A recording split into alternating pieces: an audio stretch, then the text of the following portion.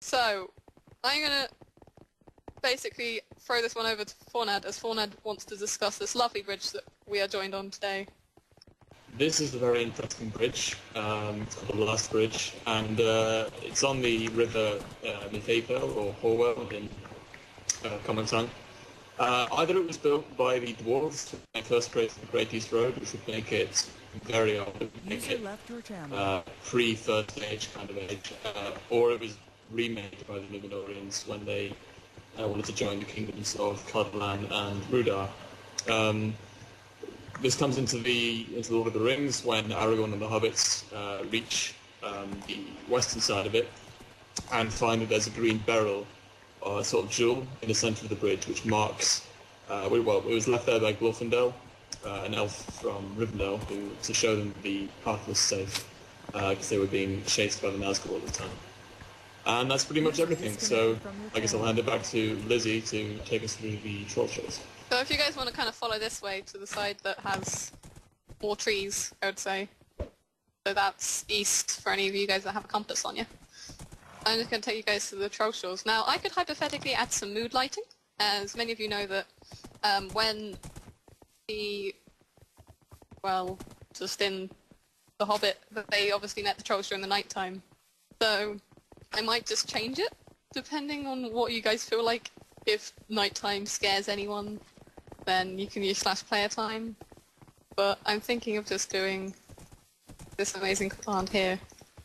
Because today's going to be a day of mood lighting, and that's too dark.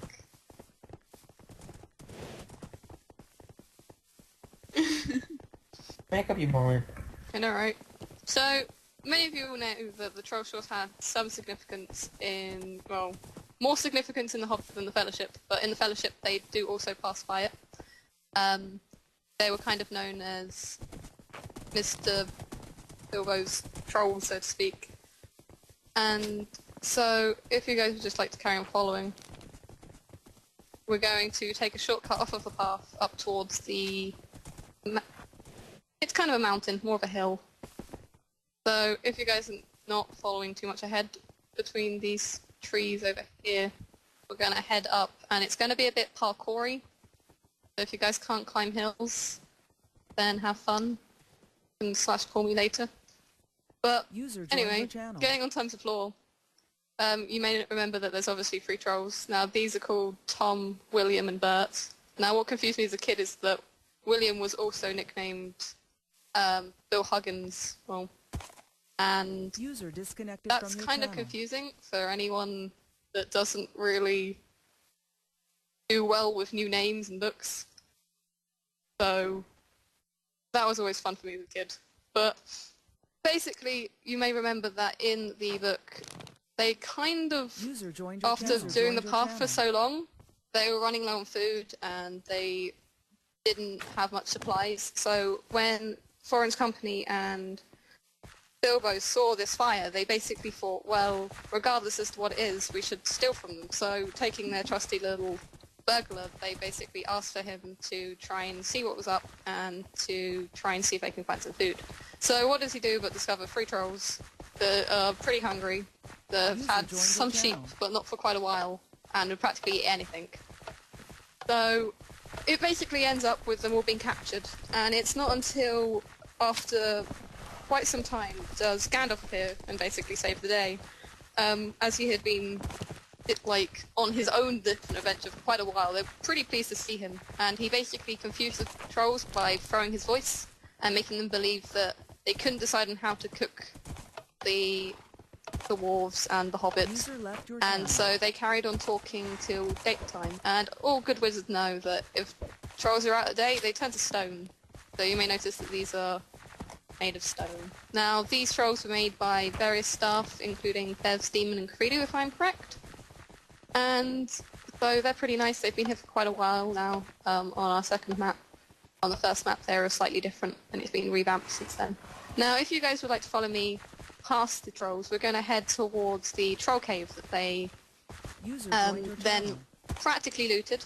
It was described as there was massive troll stony boots that basically when away through the trees, up the hill, until hidden by bushes there was a big stone door. Now, we don't have this stone door, but... Where are you guys going? I don't know where I'm going. Going around this way. But we obviously don't have this stone door because it would then be kind of a hassle to get in. And so we've just gone for a normal cave door, but it does look pretty cool. This stone door was then opened quite conveniently by a very giant key, which our burglar actually did manage to pickpocket, and was probably the only thing he was actually any decent at. He was obviously a great burglar, as obviously his very little feet made him a lot quieter. So if you just kind of have a look around, it was described that there was bones on the floor and nasty smell in the air, but basically they found a lot of food. They found things like bread, cheese and ale, so they got quite a lot of food, which was really useful for them as they headed towards Rivendell. But most importantly, they found 2 swords and basically a small knife dagger. So Thorin found the Orcrist, which was basically the goblin cleaver in the ancient tongue of Gondolin, because they were made in Gondolin for the Goblin Wars, so when they then later met some goblins, these goblins were not happy to see these same old famous swords that went down in their history.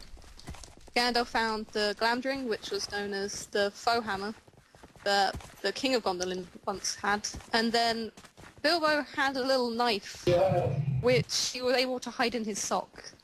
But this knife was practically the best OP knife there, because many of you know that when he got near orcs, it then glowed. And now, if that's not a really convenient tool to have when dealing with orcs, I don't know what is. Now, this little knife was not named until later, where basically he fought a giant spider, and it was described as having a sting when he was attacking the spider, so he then named his little dagger Sting. So, if you guys would like to continue back out, we're going to head along the path as we head towards Rivendell, which they did before, and I'll be handing you over to Jord to try and make the journey a little bit more interesting. Jord, you want to talk? Yep. So for those of you that don't know, but you should, I am Jord. I was a ranger for a year and a half, and am now a bounder. And I shall be leading you through Rivendell and Lórien once we make our way back to the Greatest Road. If you guys want to fly over here, or call, head generally this way.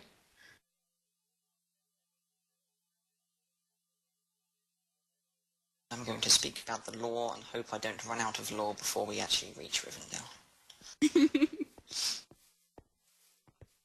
Rivendell was founded in the Second Age by Elrond. It was founded as a sort of fortification for Eregion. It was settled by elves from Eregion, including Elrond. Many of these were Lórien. And Rivendell became the sort of last line of defense against the forces of Sauron in Eregion during the War of the Elves of Sauron, because pretty much everything had been wrecked. From there, it went on to eventually drive back Sauron from Eregion with the forces of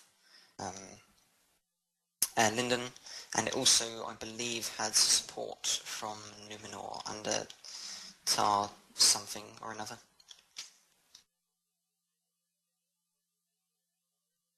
Beautiful.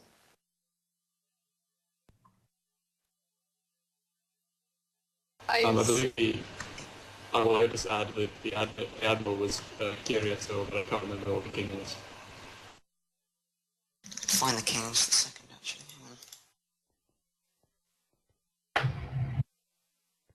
Tar Minastir is the king who supported it.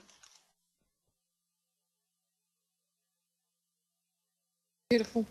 For those that are wondering why the Great East Road, with the Great East Road, for those that don't know how a compass works, it heads east. Yes. Does it? That's more fun to know Really? about the Great East Road. God. But it also had like heads west as well, if you look at it in Yeah. another direction. And it's Well, pretty this great. is So some reason- trippy.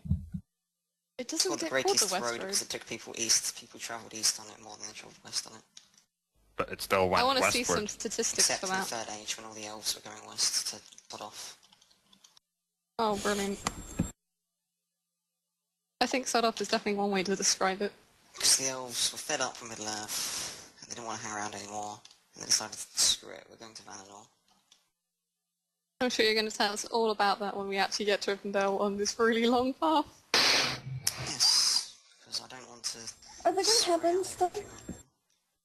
Sorry. Nope. Sorry. No? Okay, have Yeah. they been started at all? Nope. Okay. I'm just going to run ahead. Oh, great, guys. User joined your channel. Are we just going to skip to Rivendell? Do you think that would be a good idea? Or It'd do be you best because it guys... is quite far. Who wants to walk for another 10 minutes on an amazing, beautiful road that was probably made by the community? The most famous commoners and thralls that no one can remember to this day. Wow. Oh, Yeah, Cameron! We're almost to the thoughts Oh, of wow, ruining. Lizzie. Just Ooh, wow. this is a big canyon.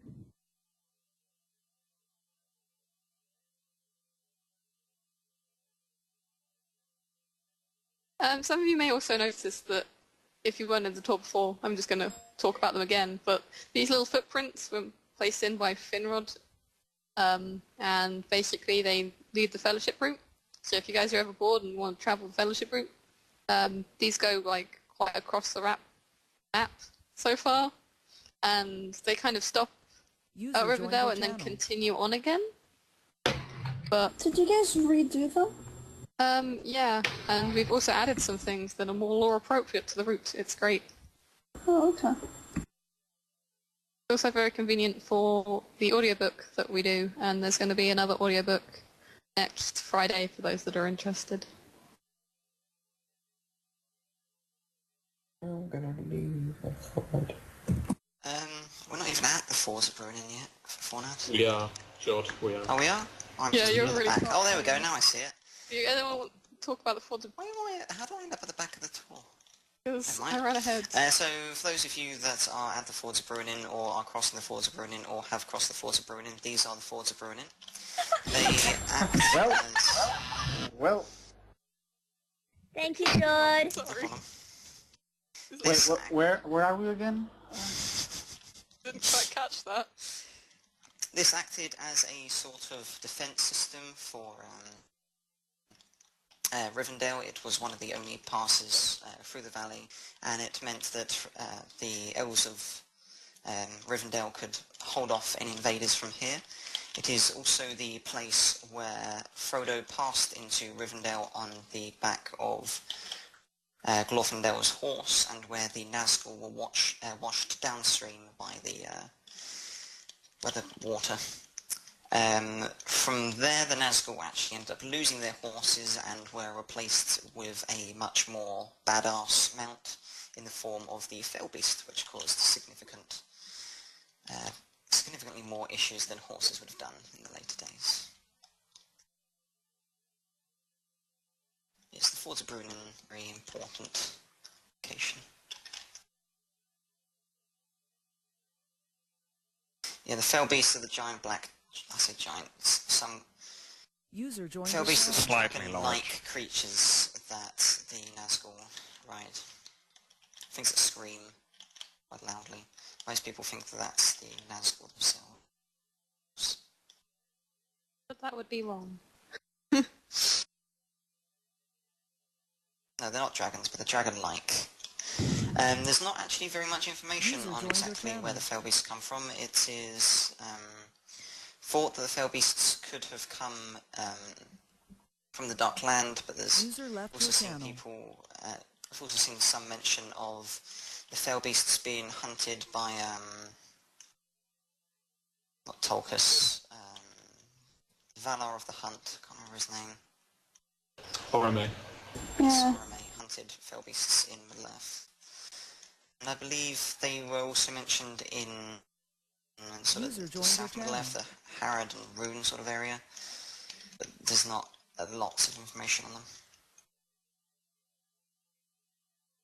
So we should be shortly approaching Rivendell now, so I can hopefully talk without running out of information before we approach it.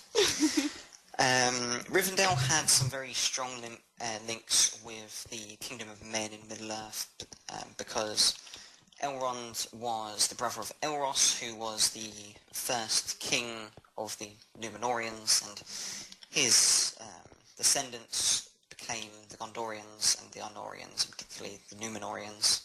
So Aragorn, Isildur, Elendil, they're all descendants of Elros, and so Elrond sort of felt obliged to look after them. And when the elves and the men marched in the War of the Last Alliance, Isildur's son and wife remained at Imladris, where it was safe.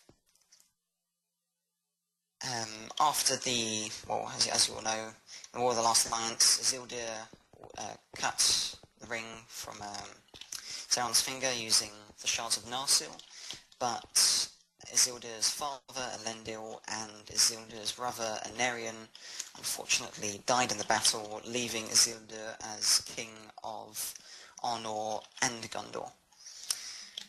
Isildur declared that should he die, the rule of Arnor will pass on to his son Vanandil, and the rule of Gondor will pass on to his nephew Meneldur, I think it is.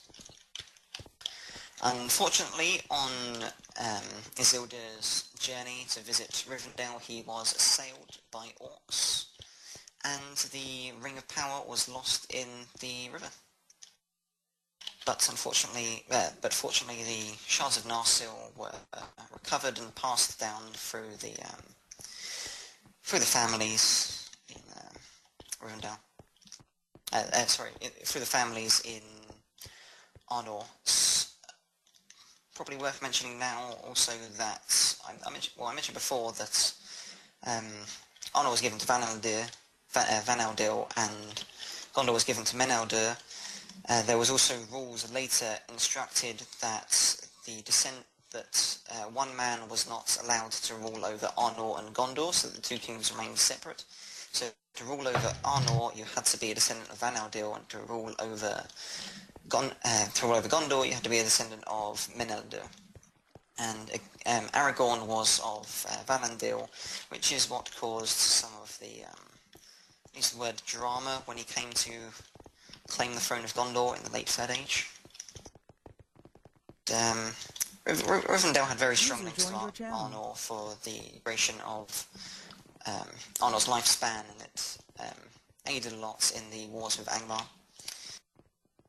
Eventually, though, Arnor fell to the powers of the Witch King, and the relics of Arnor went into the hands of Rivendell, including some of the very last records of Númenor. And many of the Dunedain stayed in Elrond under... stayed in Rivendell under Elrond's guidance.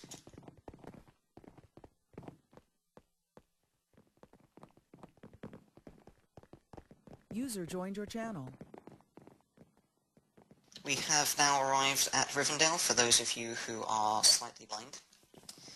This place was also known as the Last Homely House, because, as I mentioned, it was the last sanctuary for the elves in Eregion after Sauron invaded, and it's the only place that elves now live in Eregion. It's also quite homely. User left because the channel. There's this place is dotted around for people to stay in when they visit, and it was the host place of the Council of Elrond, which is located towards the back of Rivendell. If people can see me, if they want to follow me down this... or everyone can just be TP'd there. That's a much swifter word. This is the Council of Elrond. This is where very important discussions happened. I believe the White Council also met here on several occasions, and it is where it was decided on... well, it is where the fate of the ring was decided on, and the forge place of the Fellowship of the Ring, which scene I'm sure you're all very familiar with. Rivendell played a somewhat important role in the Third Age, as it acted as a checkpoint for both the Fellowship of the Ring and for Thorin's company when passing through. Thorin's company rested here on their way to Erebor, and I think they did back as well, but I'm not sure about that. And the Fellowship stayed here for a while, and Frodo recovered here after being rescued from Mount Doom.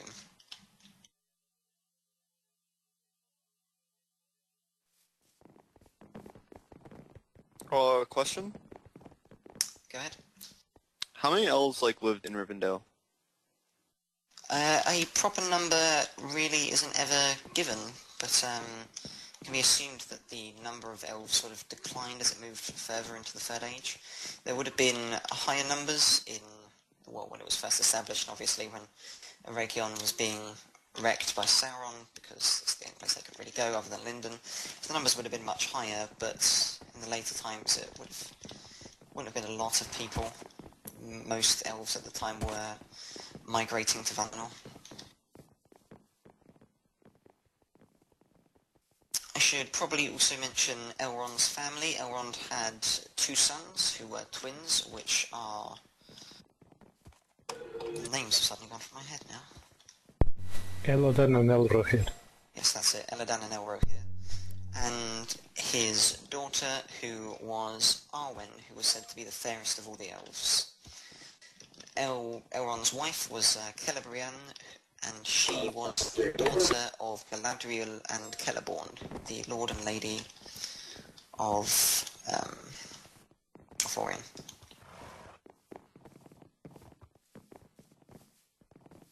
Any other questions? But those that are lost were currently hanging out around where the council. You're not there, well then you're boring. This is obviously the coolest place to stand. Originally it had a problem where it wasn't symmetrical, so then I bugged quite a few people when I was a ranger to make the circle a little more symmetrical. It was originally lopsided. Also a fun fact server-wise is if Valar have a retextured gold thing, I can't remember what it is. It's a gold nugget. It looks like a ring, and if they use it, they vanish. It's also a similar perk as to using pipes, which are these rods where they're allowed to smoke. But as you guys aren't Valar, it sucks to suck, so you can't do it. And I should probably also mention some of the non-lore stuff. This was built by Blue Harvest, I believe. Mostly by himself, but with, I believe he had a little bit of help from other people. Some of you will be wondering how we have the fancy leaves. They are done by changing the biome on specific trees. Because you can set the colour of leaves and grass and whatnot, just foliage in general, based on the biome. So if we have tiny little biomes below the trees, then the trees will change colours. Oh, was it Bev's? I thought it was... yeah, Bev's made most of this. Good job. Oh, it's Bev, sorry. my strength is in the lore, not in the server history. Also... The newest addition to Rivendell was it's actually an Easter egg from the Hobbit movies. If people want to follow me away from the Council of Elrond, we shall go visit the what has been known as Elrond's Observatory, which was a gap just below the waterfall looking, I think it's supposed to be looking westward, but I'm not sure it actually does. Or you could just, I was going to show people how to get here, but that's okay, you can just TP some up. If we go across the rocks here, and there's a little staircase that takes us up here, and this was the thing that... This was where Elrond put down the map to Erebor that revealed the curse, which was the Dwarven runes, and specifically the moon runes that could only be seen in the light of the full moon. By the way, if you're going through the tunnel, don't go to the left, go to the right. I saw some people going to the left. Also, if it's really dark, if you guys have a Nether Star, you can right-click to make it brighter. But the command /FET works the same but it's not necessarily that dark. User So you'd be disconnected. okay. I went FBT. left. Yeah, I said Try FBT. everything. You should have said FT. I said FBT, but my pronunciation is obviously more amazing than yours. Well, anyway, any other questions concerning Rivendell? I have a question. Have Go for it. have Rivendell ever been under siege? It was under siege twice, I think. It was besieged by Angmar's forces during the Second Age during the War of the No, it wouldn't have been under. It was besieged by Sauron's forces during the War of the Elves and Sauron, and it also came under siege by Angmar during the Third Age. That was after Arnor was divided into Arthedain, Ludar, and Cardolan. But Rivendell is just too tough to take. Just to add on to that, the first time it was besieged, the house itself wasn't built. The valley was basically just used as a refuge by some of the forces of the elves.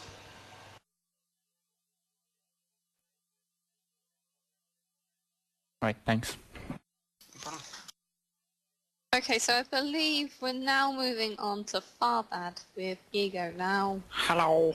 I believe that this location is kind of a ridiculous way to walk from Rivendell, so We're definitely warping. I'm so we're not just walking going to there. warp there, as annoying as this may be. So, Kais, if you want to come over here, and then potentially just teleport people, that would be nice. There, you sexy beast. Hello.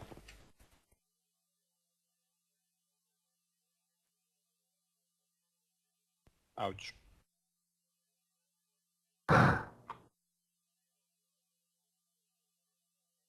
Is everybody here? Yeah, everybody's here.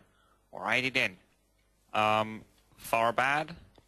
It's quite an interesting place since well, like interesting. It's as interesting as it gets with Tolkien, which is pretty damn interesting.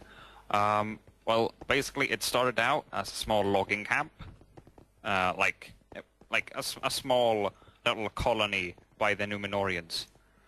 Which they basically just they had this small little harbor on the side of this river right here called the Grey River, and they basically just chopped wood since there was such a large amount of wood in this area, which angered the natives of this area quite a lot, since well they basically lived here, and the Númenóreans just came and they Britished everything.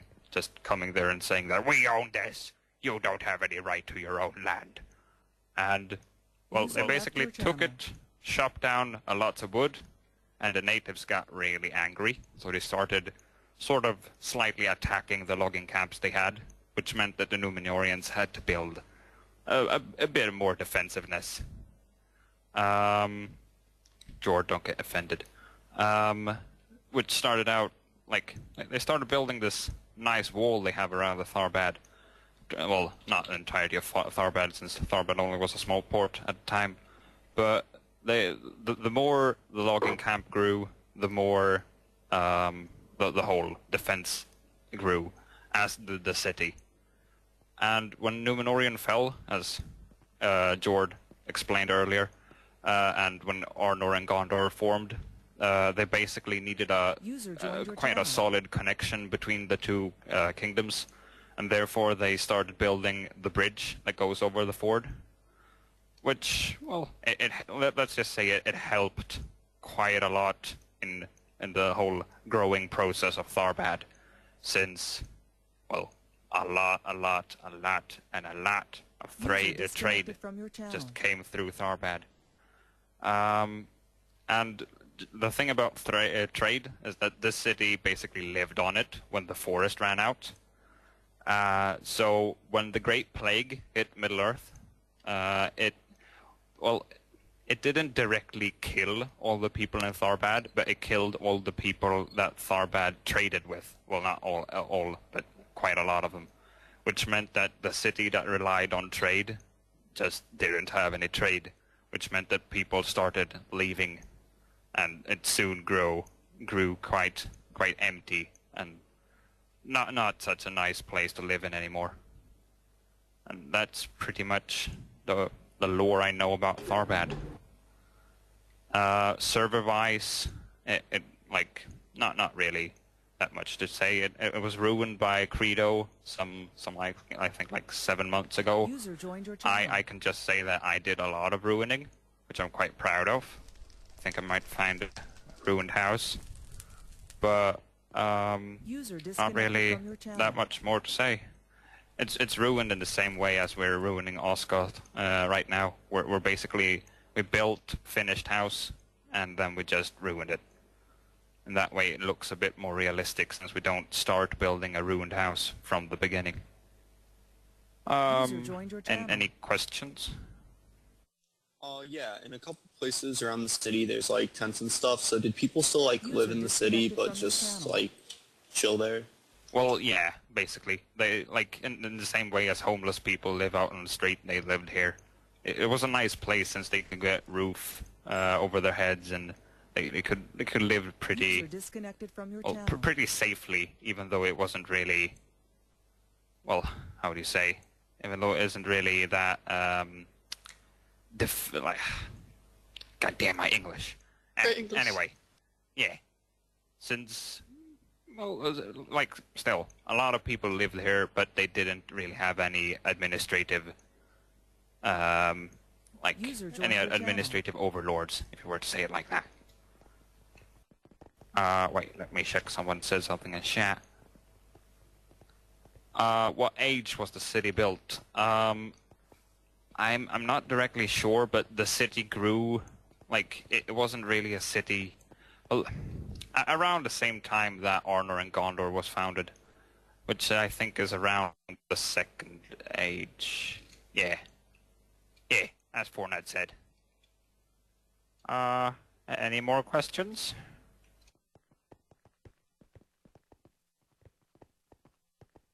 I think that's no. Sweet. Yeah. Well then, I think we are moving on to Ost-in-Edhil, which is going to be led by Fornad. Now, Yes, indeed. It's not too far away. Now, Fornad. It's us. Well, I think we should walk there because it is quite far away. So. And yeah, whilst the river is very interesting, I don't have much to say about it. So many rivers. But talking of rivers, we do plan on doing a river dig soon. He's so excited. Oh man, that's kind of job. I forgot something which is quite interesting about Tharbad, which you can just add. The river in itself was like, it was hollowed out, if you were to say, like, it was dug deeper by hand by the humans, which was one of the more massive projects they've done in this area, just so they could get larger vessels coming in and through. I think that's quite interesting. Alright, so if we can start on the bridge back here, and we'll go from there, I think. So, Ranger here wants to teleport everyone, that would be cool. Yep. Ties, maybe? It's the place that isn't the bridge.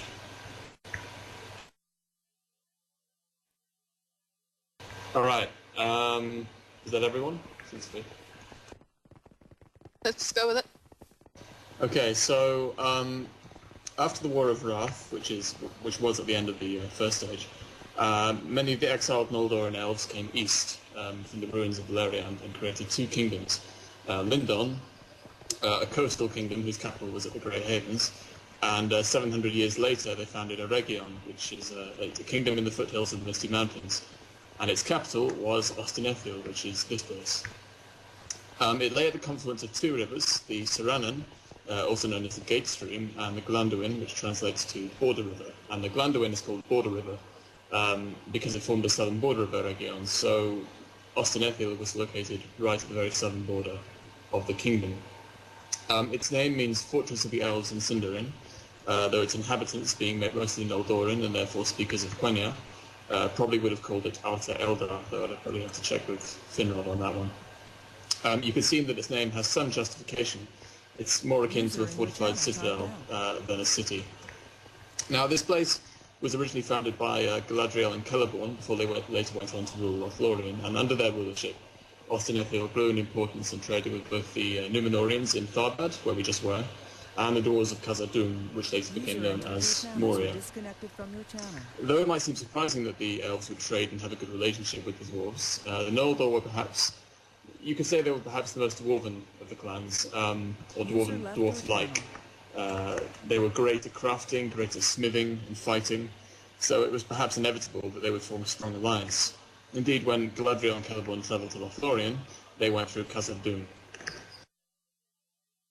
Now, after Galadriel and Celeborn left this place, the rulership of the whole of Eregion went over to Celebrimbor. Now, Celebrimbor was the grandson of Fëanor, Fëanor himself was the greatest smith who ever lived, and Celebrimbor was said to be the greatest smith since Fëanor.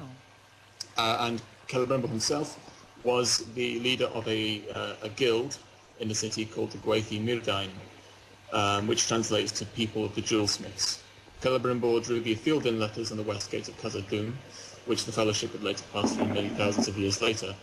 And indeed, he and his people helped beautify Khazad-dûm during their 1,000-year alliance with the dwarves, which is straying a little bit into Moria lore, but we'll stick with it. Whilst the Gwathi Myrdain were great smiths, they did not have the foresight of Elrond and Gil-galad and Lindon. A wandering elf who called himself Anatar, or Lord of Gifts, came to the Grey Havens in about the year 1200 of the Second Age, asking to speak with the king in Lindon, who was called Gil-galad. Instead of accepting him, they mistrusted him and turned him away, even though he said he was an emissary from the Valar. And instead of that, he travelled to Ost-in-Edhil because he thought he might be accepted there. The elves here did not mistrust him and in fact took him in and learned a lot from him. They found that he was very skilled in arts and magic, and so the Gwathi Myrdain became, under him, the greatest smiths in Middle-earth. By 1500 of the Second Age, they became skilled enough to begin forging the Rings of Power, or the greatest 16 rings at least. So it took them about 90 years, so 90 years, to create the greatest 16, which later became known as the 7 and the 9. After these were made, Anatar left Ost-in-Edhil, and over the next 10 years, Celebrimbor alone created the 3, the most powerful of the rings that had yet been created, and the 3 were later called Nenya, Vilya, and Narnia. And in the year 1600, so this is after these 10 years, so Celebrimbor just finished the 3 rings, the elves here perceived that they had been betrayed. The greater 16 rings suddenly fell under the control of a single ring, which had been created many hundreds of miles away in Mordor. Realizing that Anatar had been the lieutenant of Morgoth, Sauron, all along, the Gwathi Myrdain refused to give their rings over to him when he demanded them. Celebrimbor, knowing the 3 were not under Sauron's control, sent Nenya to Galadriel and Lórien, who advised him to send the other 2 west away from Sauron. So he gave Vilya and Narnia to the High King Gil-galad in Lindon. Sauron knew, however, that the greater 16 still lay in Ost-in-Edhil, so the War of the Elves and Sauron began. After preparing his forces for about 90 years, so quite a long time, it seems that he was probably breeding orcs, Sauron launched his attack upon Eregion in 1695. Though the Númenóreans had been expecting this attack for a long time, the fleet which they sent out from Númenor was delayed and was unable to reach Eregion for 5 years. During this time, Sauron's forces laid siege to Ost-in-Edhil, and though the Aesir held out against his forces for a long while, the walls of the citadel eventually fell to the invaders. In a last desperate stand, Celebrimbor fought Sauron himself on the steps to the Gwathi Myrdain's forge and was slain. He was the last direct descendant of the line of Fëanor. Though Sauron was eventually defeated through the combined efforts of the dwarves of Khazad-dûm, Númenóreans, and elves of Lindon, Eregion lay in ruins and was never resettled. And in Ladras, or well, Rivendell, was founded after this. So during the same war, as I was saying before, some of the elves were driven north into the valleys near the Misty Mountains and held out in this valley. And afterwards, they decided not to resettle Eregion because it was too destroyed, so they just created Rivendell instead, and that became the kind of eastern outpost of the elves. I suppose that's pretty much all I can think of. In terms of server lore, I think the original Ost-in-Edhil, which you can still see on the old map, was built entirely by a single builder over the course of 1 week, and that was Argonath. User joined your channel. And this version, now on the new server, was led by many people. Sorry, built by many people. It was led by Mastermind, and the forge was built by Finrod and Abendil. There was a competition, I believe, and together everyone it was decided that Finrod had built the best one. You can see it now. I guess if we could all have a TP, I think most people were there already. But this is the forge where the rings were made.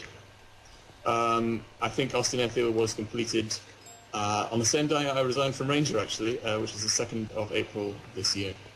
And that's all I can think of for Ost-in-Edhil. There's also some very nice ruining jobs that I got part in. Yay! It looks really pretty. So yeah, some of you may notice that it may not be as ruined as it was described, but this was a decision in order to make it look as pretty as they can, with it still being relatively lore appropriate. Otherwise you would just come to a pile of rubble that would have little to no aesthetic appeal.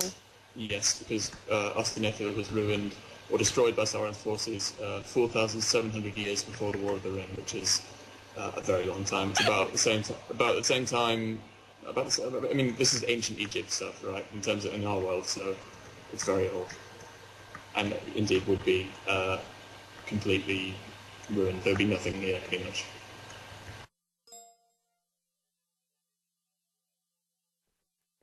Yeah, we've described the wood that you may see on some of the bridges as magic elven wood that doesn't suffer the same rotting properties as standard wood. Otherwise, we wouldn't have any.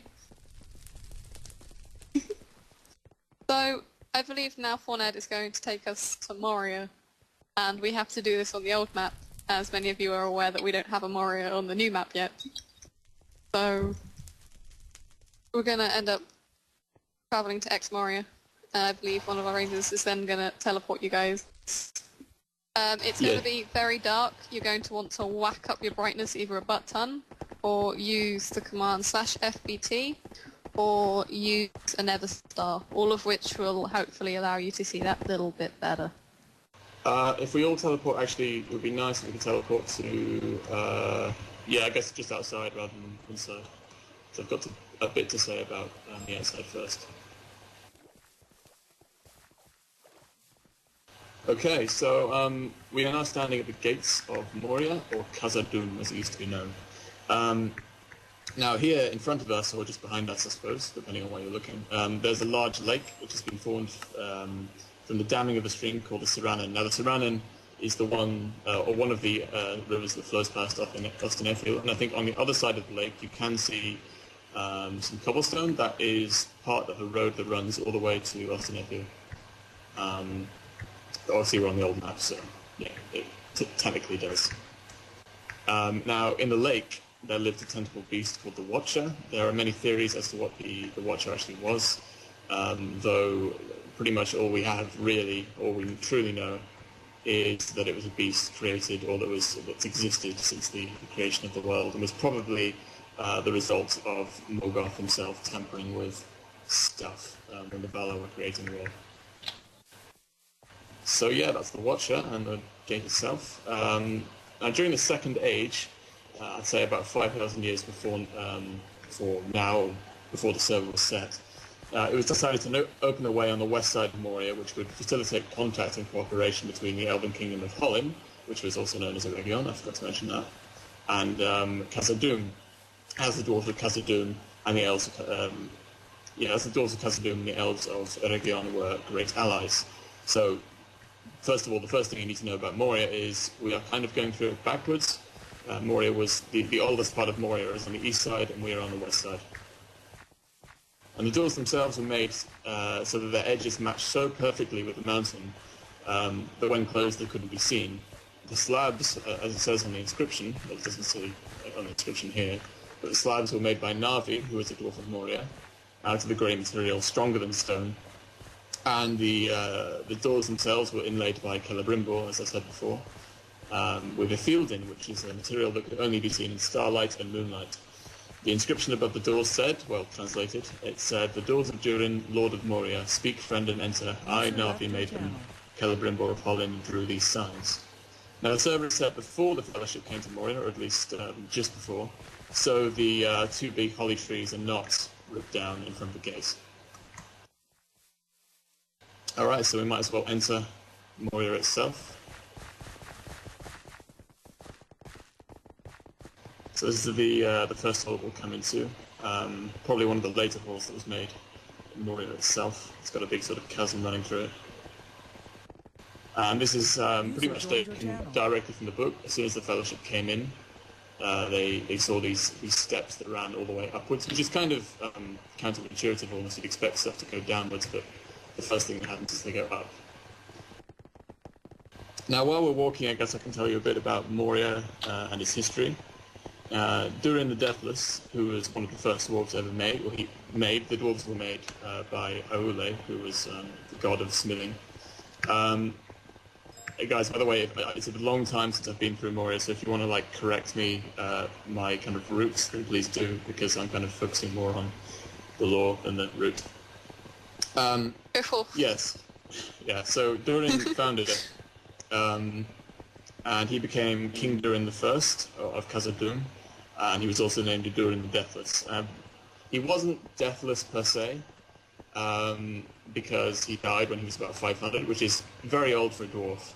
But the reason he was called Deathless is because the dwarves they literally believed that every single king of Khazad-dûm after Durin was a reincarnation of Durin himself, which is why the kings were named Durin II, Durin III, Durin IV, and so on. So as the millennia passed, the descendants of Durin sat upon the throne of Khazad-dûm, and their city became famous throughout the world. Much of the wealth of the city came from the mithril that was mined here, a light but incredibly strong metal that was extremely valuable. For example, the chain vest that Bilbo gave Frodo was made out of it.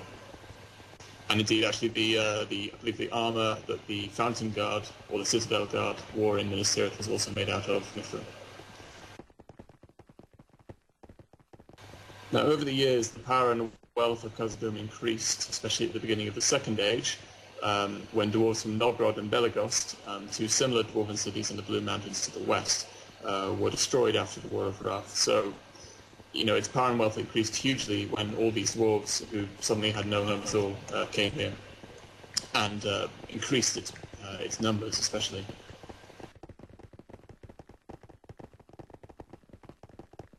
I think we go down here. Hey, by the way. I want to jockey chess, but I can't. God dang it, Sugar. I know, right? Why By the way, can't Jess, you? No, I'm stuck. Yes? your stream is, your voice is a lot louder on your stream than your TeamSpeak sounds. So sometimes, the really quiet voices you don't really hear on TeamSpeak when you, laugh or something. Oh, that's weird, because I already turned it up way, but I'll just turn my microphone down a little bit. So maybe it's better now. I think you're going to have to do that a little bit. I don't know how much you already changed it. I stopped watching half an hour ago, maybe. I think it's okay now. No worries. I'm stuck. Yeah, guys, please. I think this is what was this, like a study hall, as far as I'm aware? Yeah, I'm going to have to really space out the lore on this one, because though there is a lot, Moria is very long, so...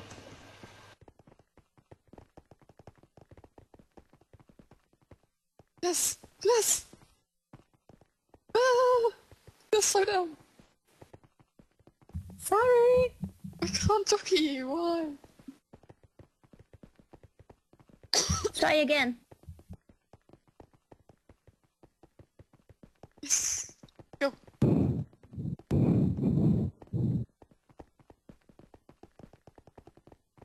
I got a Lizzie with me.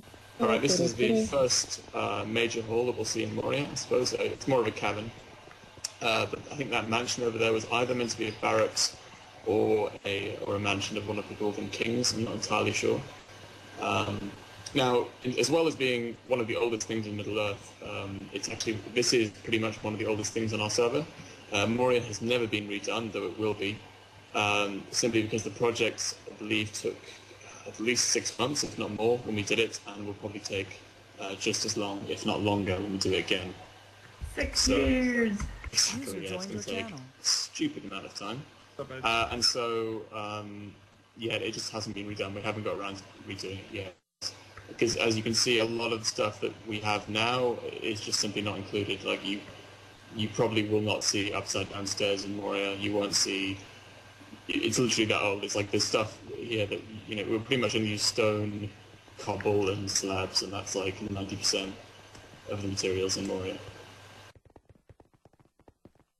A lot of the lighting got changed as well. There are a lot of glowstone blocks that got changed, and any lighting that we had, we need to change because of the lighting bug, because otherwise it will crash whenever you would walk here, because it's just too big. Like the Chamber of Light, which is now the Chamber of not very light at all.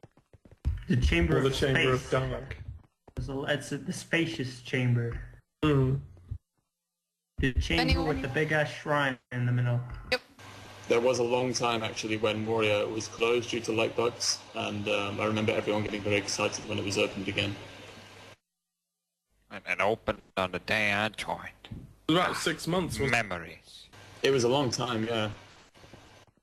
You guys Closed wondering how to in fix March. lighting bugs, as well as removing light? Throw sand at it.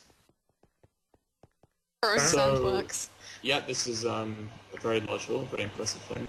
I don't know if it has any particular purpose. There's several different holes in it. I think there's several small forges. I think maybe a guild hall or two. Other people would have to confirm that. There's also the Hall of Judgment at the very end on the left. And it's quite confusing, guys. You do need to turn right as soon as you come out the door in order to get down. Or we can just jump. I might just jump.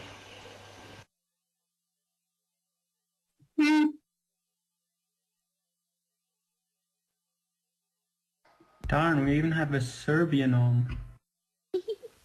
Yeah, guys, you might need to start teleporting people. People can also just call me, and I'm getting a journey with the Jess. The Jess.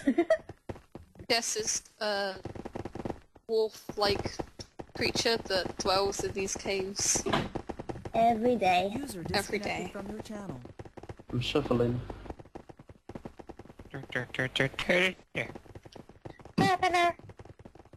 Oh god. I don't know where the rest is. Oh, people? Or where we're heading? I think everyone is I think still you behind gotta have to Eregion. regroup. We're like a flock of cows. We follow everybody. Flock of sheep, you mean? Nope, cows. To be honest though, if you keep falling off the path, then you're lemmings. No, cows. Lemmings. Oh, okay then.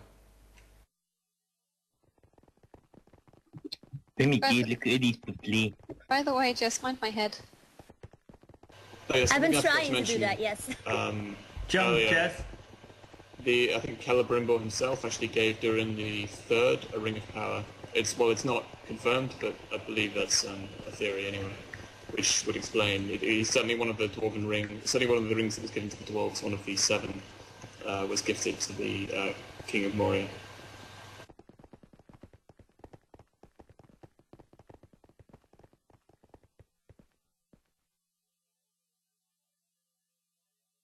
Now, fun fact, quite a lot of rangers still don't know the way through Moria. So if you ever ask for a Moria tour, most of them will be using a lovely map that was made by Phoenix Sang, which you can find under resources. Or we just simply don't do Moria tours. Well, you know. But Moria though! You know, you're a good ranger and you're I'm proud to say that as a ranger, when I was one, I never did a single Moria User tour. joined your channel. Yes, we all know, once a ranger, always a ranger. Hello. This year I When was I a was- ranger for a year and a half, and I've still never done a Moria tour. I was the only one. I think I was the only one who did Moria tours. Like I was saying earlier that that well, not the only one. I but did. Sure. I did Moria tours. I was saying earlier that I was did going to get Moria lost, tours. but I literally think it's muscle memory at this point. I just know exactly where I'm going. I once did. I once did a Moria tour. Never do one again. horrendous. Actually, the majority of tours that I ever made, like the majority of my tours were in Moria, actually. Well, I made a video actually on Moria, and I got it's on 120,000 views now. So technically, I've given 120,000 tours of Moria, and I've beaten all of you. No. Oh, this is the King's Way, by the way. We passed through the inner gates, which were a defense, just in case the west gate was ever broken through, which it never was. Through there, I guess we could go and see. This is the throne hall of Khazad-dûm. So, yeah, a glowstone thing has been placed in the wrong location. And this is a pretty cool hall itself. It's been completely flooded almost. I think there was originally an aqueduct built here, but it's flooded over.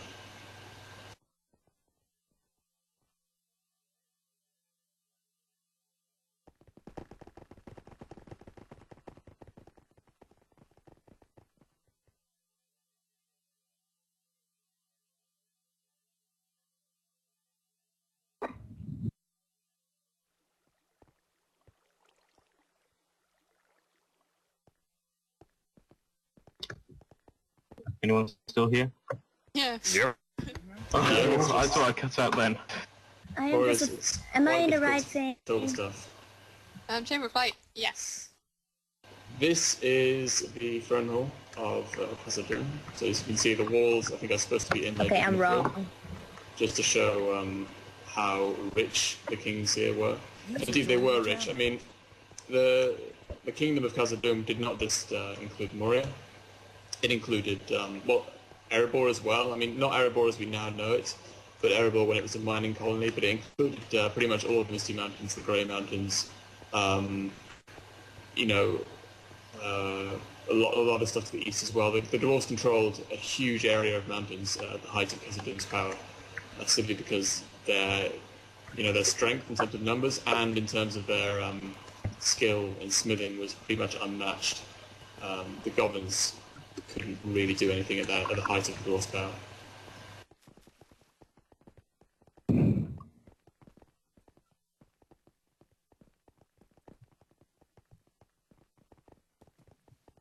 If anybody has a question, feel free to ask when there are any quiet moments.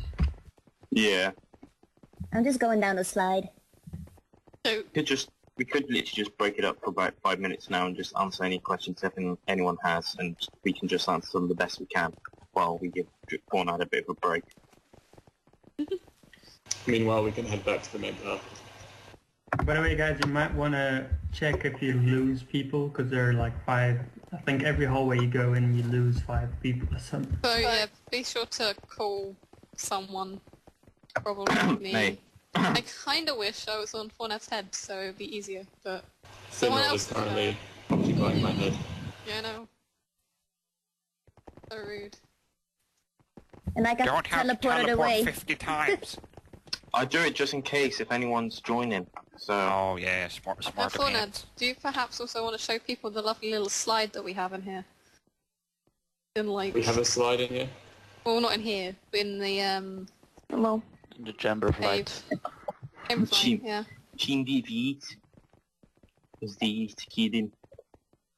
I'm already going down it, Lizzie. Yeah, I've heard. Oh yeah, she's going down. God damn it, you! Fuck's sake. Will, every tour you have to come up with one innuendo. But however, you haven't had your User disconnected from that's your what she channel. said joke yet, so But I did on Jesse's video. I'm so proud. I didn't know he was gonna leave it in. Oh yeah. Well, feel proud of yourself. This is a proud day to be Belgian. It's never a proud day to be Belgian. Oh, shut up. And it's never a proud day to be Dutch, so... Every day. Every day is a proud day to be... I don't know what you're talking about.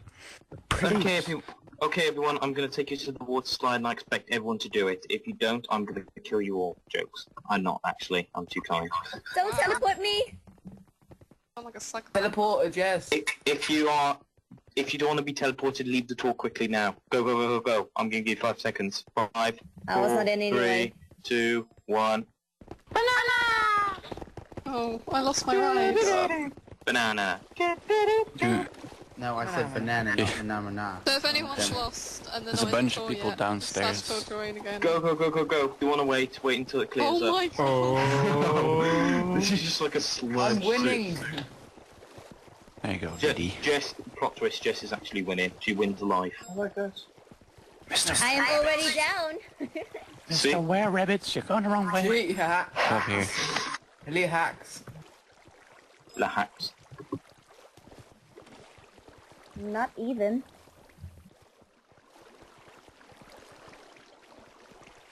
There you go. Oh god. God damn it.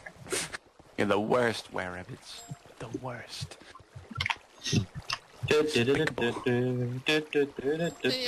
there's quite a few little Easter eggs you'll find in and around Moria. Some people Which, are still looking for a Balrog that may or may not exist, we'll never tell. When we'll never know. We, as Rangers, don't know. I don't think anyone knows where it is. It was once built, I once got don't told. There's also a massive Niang cat in Moria as well. Yeah, I thought that was removed. I think something's I happening. think that was moved. Yeah, no, Mega that's definitely still there. Yeah. No, Yeah, the Nyankat Nyankat is gone. I bet you, I bet nobody knows where the basketball court is under a hidden castle. There's also quite a few like different routes that have actually just been blocked off. Like there's whole tunnels and stuff that, because they didn't want to travel that way, they've literally just kind of blocked them off.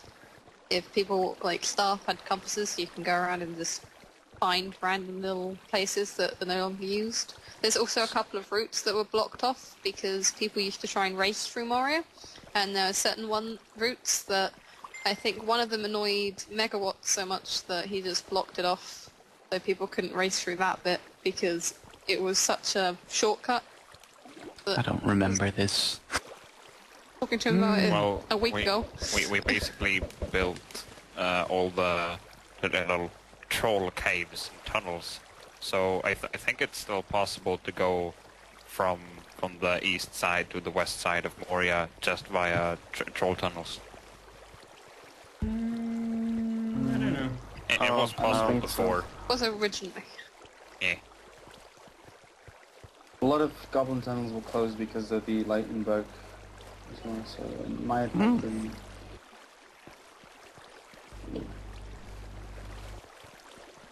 Have we got any more stragglers coming down the water slide? Yes. Oh Try sugar, to we have like a crowd of 10. everyone. Jeez. Crowd of 10 is an understatement. No, there's about 10 in the cluster. And when the last person gets down, I'm going to TP them all somewhere. Somewhere which you'll never know. Gonna hide us in your basement. Good night, Elf.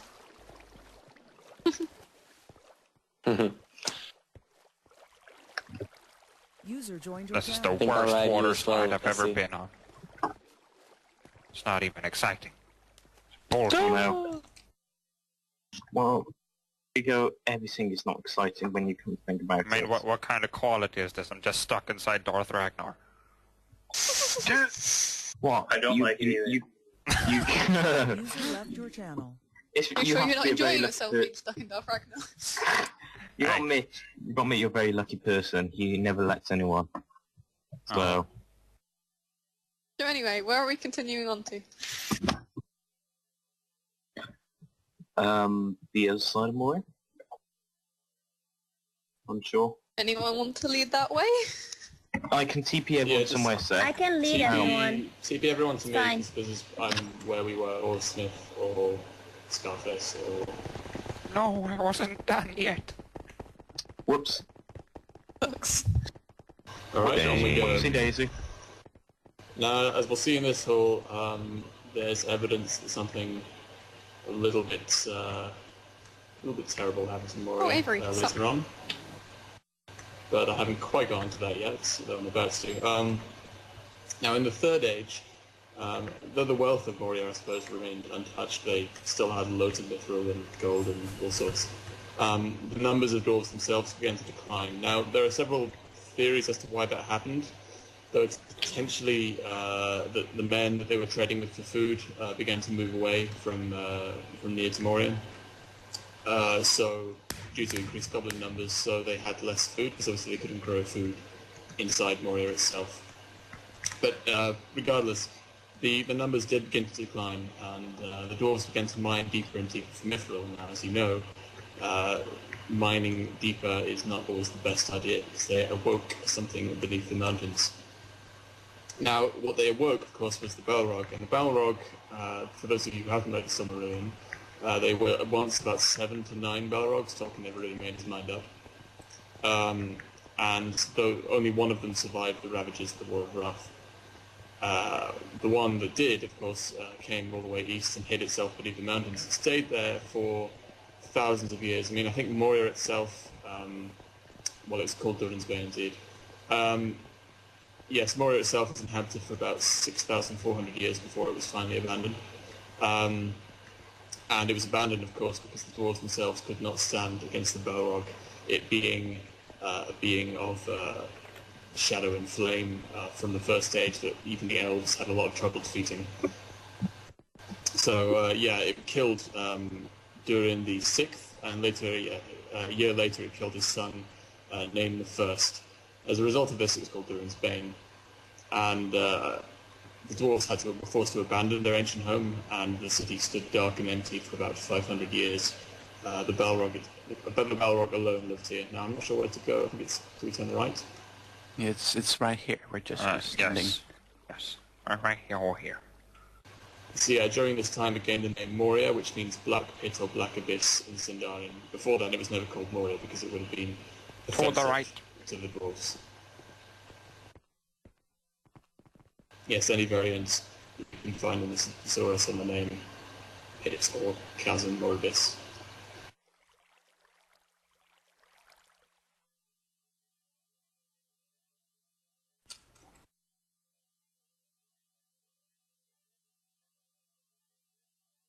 Okay, go where are you going? I don't know. Come back upstairs. No. Okay. This is my personal door. Gigo sucks eggs. You filthy mad. How dare you? Only sleep now, Gigo. This is another flooded hall. At the end of it you'll see a statue, probably of one of the kings, possibly during the Deathless. Though we will not be going towards that particular statue, it'll be staying right here.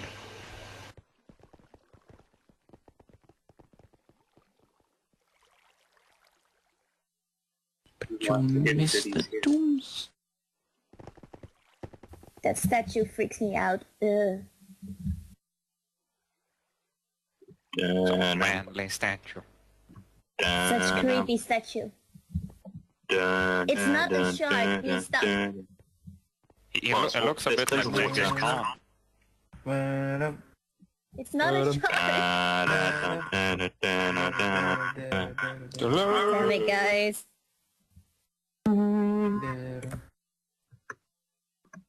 Space. Bum bum bum. I'm Space. Space. Space. Hey guys. Alright, we have just come to the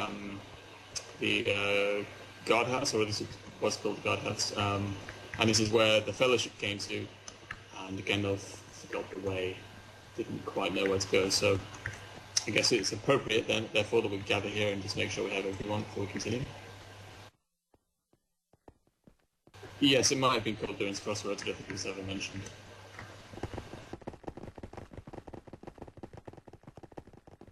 So we're about halfway through. Wait, we're only halfway? Damn it. No, we're not halfway. Dang it. We're a little bit over halfway.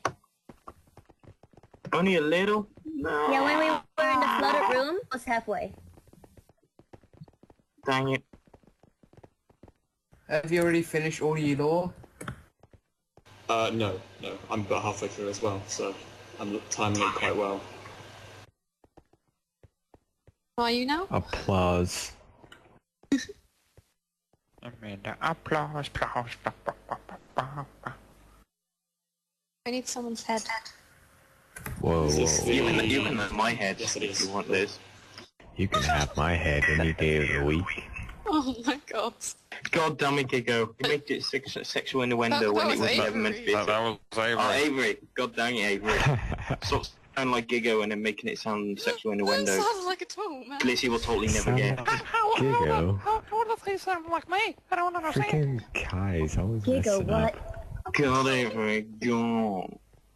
Stupid Avery. You're always ruining my jokes. Yeah, whatever. Just to this. We give you Ranger, now this. Yeah. It's just one thing after the other. He's actually called Arkengard, though. Yeah. Alright guys, this is the East Rift we're just coming into now. This is probably the largest cave in the whole of Moria and stretches for a very long way. I think here this is meant to be either an inn or a guardhouse or something along the lines of that. The level of detail inside is obviously the highest standard. As you can see, the dwarves went in the interior. They went for this. They call it the Stone Age look.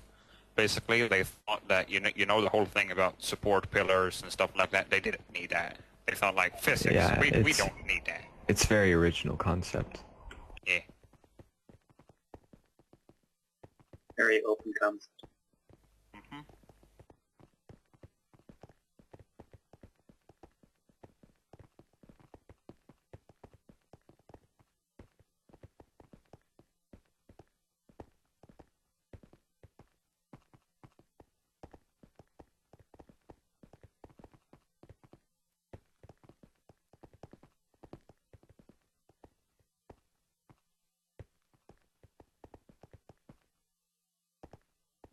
Again, if anyone does have any questions at all about Moria, please do ask.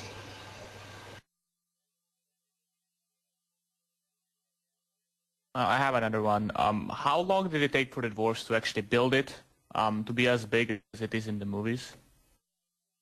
Well, it took them. I suppose they were still building it up to the time when it was destroyed. So, as I said before, the whole thing was inhabited for about 6,400 years. It took them until about year 2000 of the Second Age in order to get to the West Gate. So in the books, the Moria itself was about 40 miles across, and it took the Fellowship 3 days to get across, so it was huge. And they were, I believe they were still creating ores and still mining, obviously, up to the point when it was lost.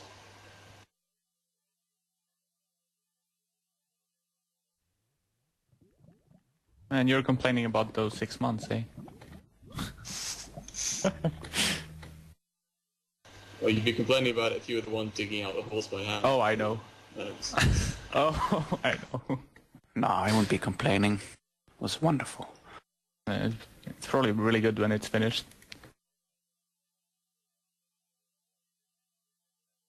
I look forward to a new Moria. A new era. I don't. Don't like this Moria, it's bad. But think about the George, mine. take that back. Heresy! The funny thing is, though, back in the day, this was probably one of the best things that had ever been built.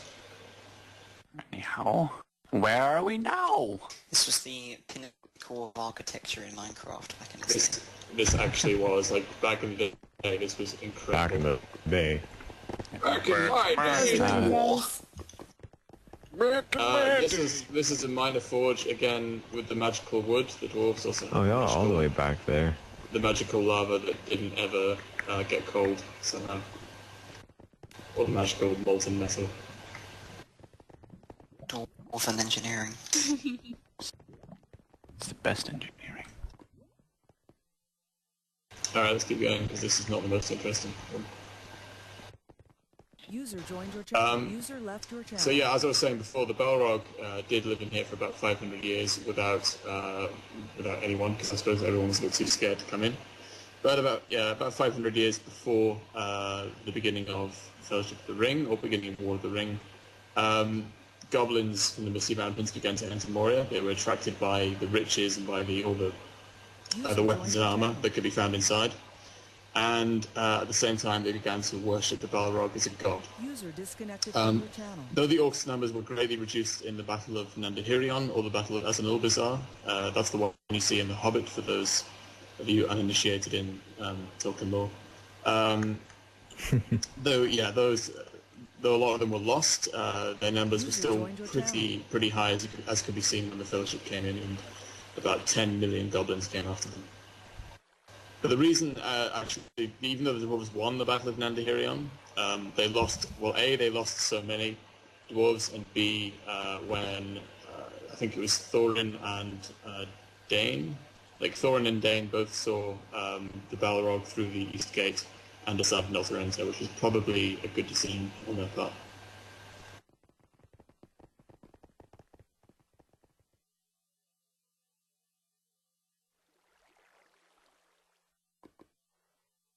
And this is the Great Forge. So it is a place where such relics like Durin's axe were forged. I think Durin's axe was lost forever. It was found again by Balin's expedition, but then was lost, I think, forever after that point. Which again, yeah, not the most efficient.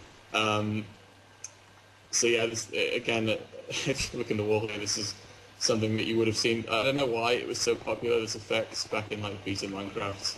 You know, having glass behind, having lava behind glass in the walls. So cool, it looks like Star Trek. Like pew pew lasers. Wow, Giggle. Super cool.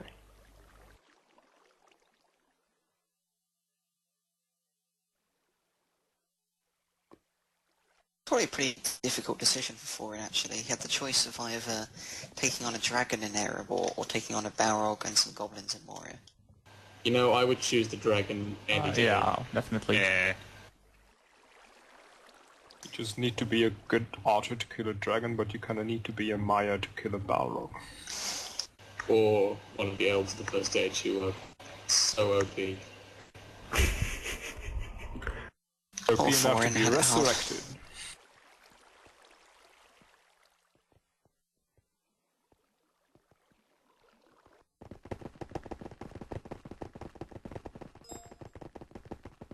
Yep, I think we should continue on from the Great Forge.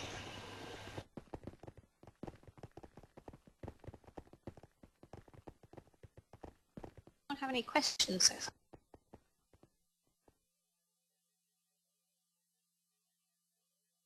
In the first stage, asks Diddy What Down. happened in the first stage? Read the Silmarillion. Because I'm not fucking certain. I have a question. How many Numenorian miles long is Moria? Oh my god! And in extent to that question, what is a Numenorian mile? In American miles? In American miles? No, British miles. How many miles is it long? I'll go with 70. I would speculate that it's 70 Numenorian miles long. And a Numenorian mile is about 1.1 to an American mile. Liz, can I ask What about an English mile? 2. Liz, What about kilometers? 20. 1.6. Can I ask another question, by the way? I can give an answer to that for the Europeans. A Numenorian mile is slightly more than an actual mile. I think an actual mile is... It's like... An actual mile kilometers. is 1.6, but the So it's going to be Numenorian mile is 1.7. Numenorian mile is 1.85 kilometers. There we go! Someone just gonna have to come up with Liz, a can I also answer. ask you a question as well? What about inches? Why do the Americans old-fashioned they use miles instead of kilometers, which is far superior in every way, shape, and form? Thus, Europe is better than America. I have no idea. Because the British colonized them, not the French. Why did the British invite their own mile? Because it's England, they're weird. Thank you. They Britished it all. They're just British. Yeah. Get back on track, please. Well, we kind of need the small talk since there's a Yeah. huge amount There's a more, lot of not that corridors. much lore. Yeah, if a nautical mile is 1.85 kilometers, that would make that would be really cool if that was true, because the Numenorians were famed shipbuilders and sailors, so that would be really cool. This is the East Deep, a place so filled with lava that anyone coming into it would probably be instantly killed, but screw realism. And yeah, it's an amazing place. or at least would have been amazing when it was built. Pretty cool. It's still pretty cool, I reckon. I think it's meant to be, if you go up into the building itself, I think it was meant to be a sort of inn or a stopping place anyway, because it kind of forms the border between, as you can see, 4 routes, and some of which are blocked off. Hello, people.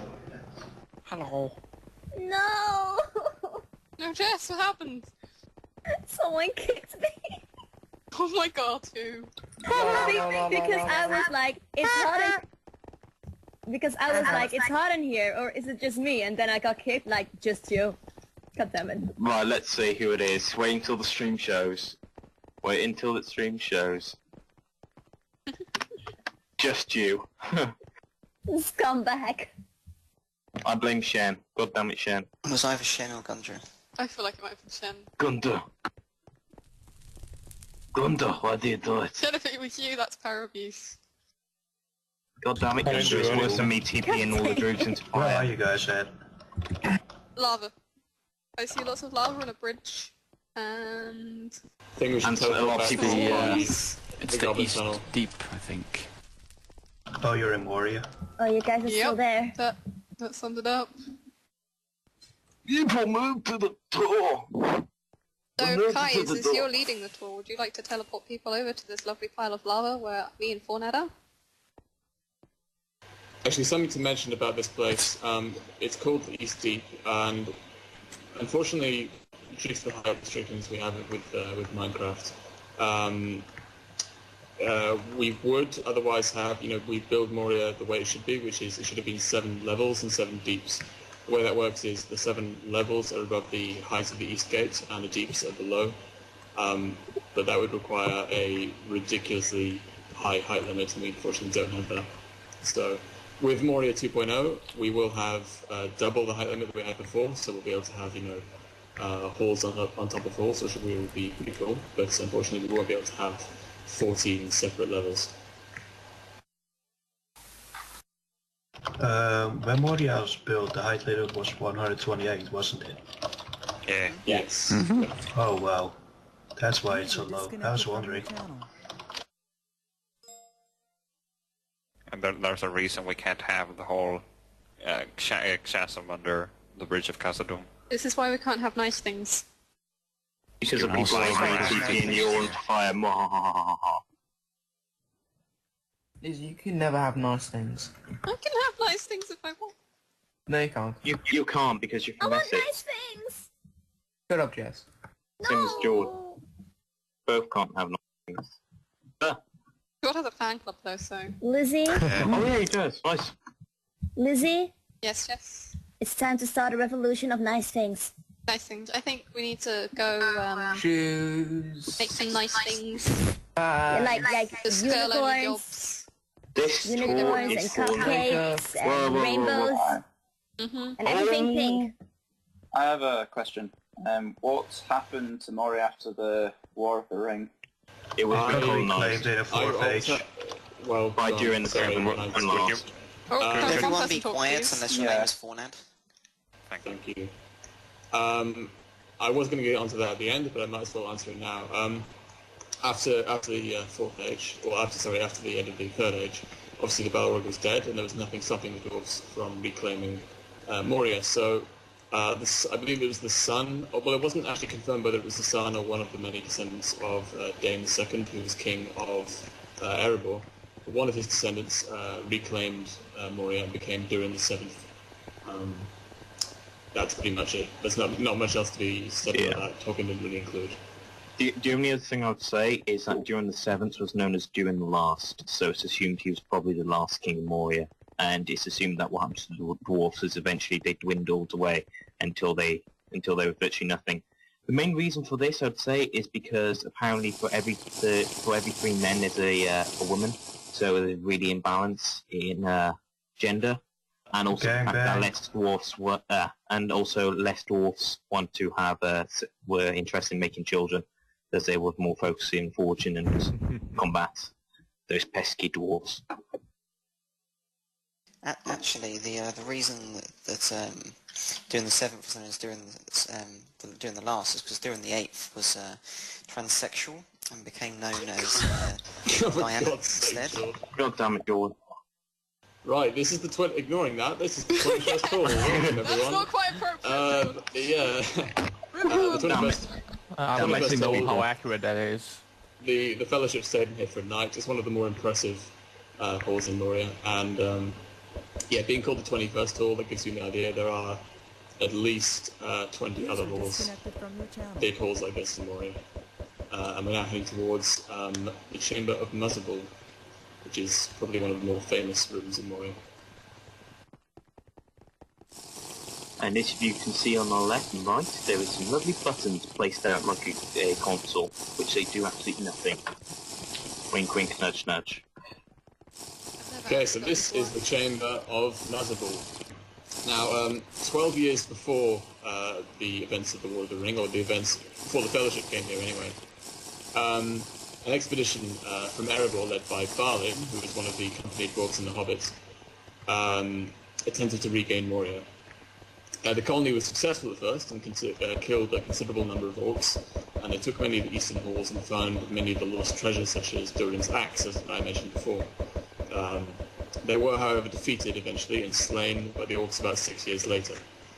This in the centre, as you probably should all know, is the tomb of Balin, who was shot and killed by an orc archer outside the east gate of Moria while he was looking in the lake there. Ori, another of the company, met his end in this chamber after recording their final moments, writing drums, drums in the deep, we cannot get out.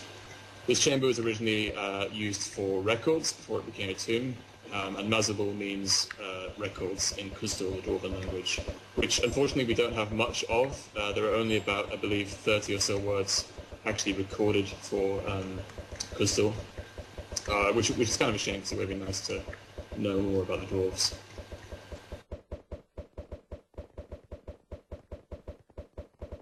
Good question, Deadclock. Orcs and goblins are the exact same thing, a misconception from the movies that they are any different. I also have a question, Bornad. In the movies, when they first enter Moria, Gimli realizes it's the tomb. Is that the same in the book as well, or is it when they find Durin's actual tomb, they find out it's abandoned and everyone's dead? Basically, Gimli realizes something has gone wrong quite quickly, but I think it's finally confirmed to him when he finds Balin's tomb. And I think in the book, the way he reacts to it is slightly a bit more stoic than, because in the movie he kind of goes down and yells no in a very dramatic way, but just in the books he turns away, casts his hood over his face,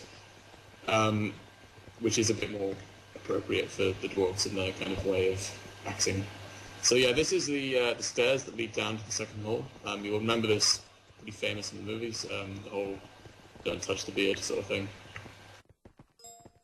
Wait, are you there? I think everyone is still in the Chamber of Muzzable. Oh well, people should be coming down. I'm standing on top of Hornet's head, so people should be able to follow. Please TP. Oh, don't. I like Morty. People can call me if they like. Aww. I'm short like a hobbit. I'm sorry. He's smaller. I'm not short, I'm a hobbit. Somebody put that on a t-shirt. Oh my god, that would be the best t-shirt. I want to get it for free. I'm so sorry.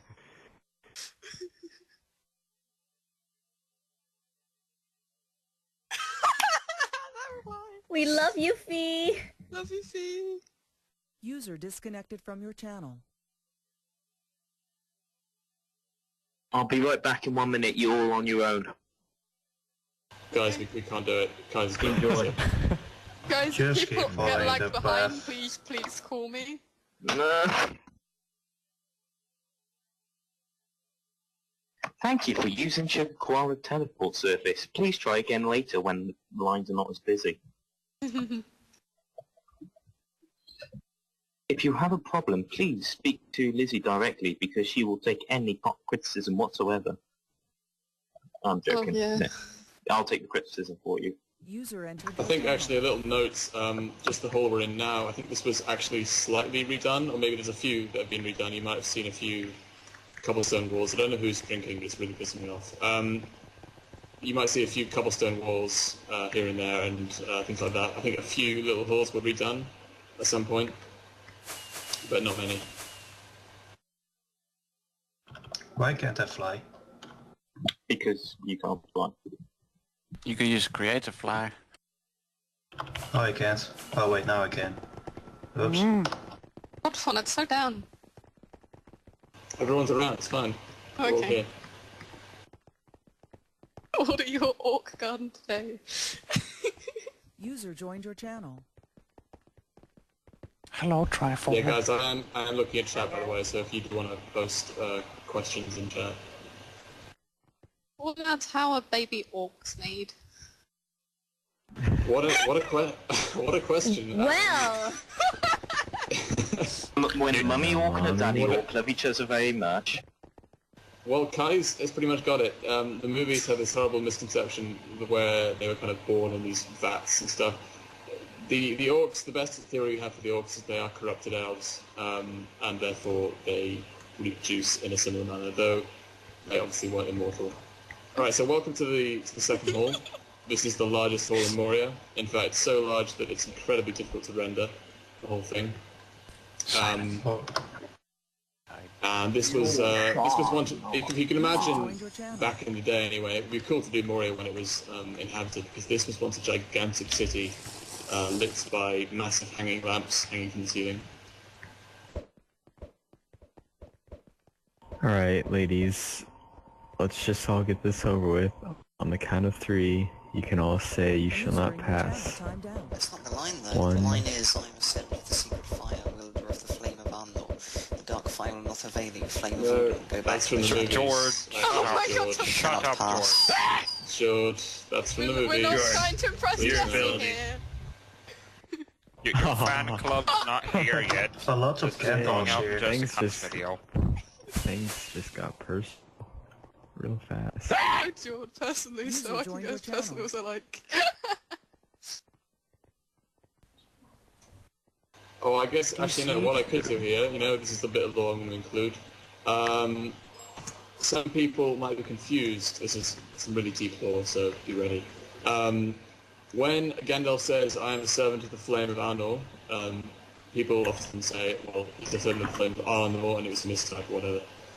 Arnor, I believe, means sun, and Gandalf saying that he's a servant of the sun means that he is effectively, well, it's kind of a reference to the fact that he was an emissary from the Valar, he's a servant of the Valar, and the fact that also he wielded the Ring of Fire. He also says, I'm a servant of the Secret Fire, and the Secret Fire was the flame of life that existed within all beings, or existed within all beings that the Valar created, so the elves and dwarves and men. And that's kind of what gave life to everything. And so in saying that he was a servant of the Secret Fire, he was a servant of the Valar of Valinor, and therefore was diametrically opposed to the Balrog and what it represented, which was Morgoth and his servants. So yeah, and then he fell and had a massive fight. And Udun means hell, so yeah. Yes, Udun means hell. Or, yeah, it's basically that. There's a place in Mordor called Odin as well. Which basically means hell. I miss Hall of the Cat.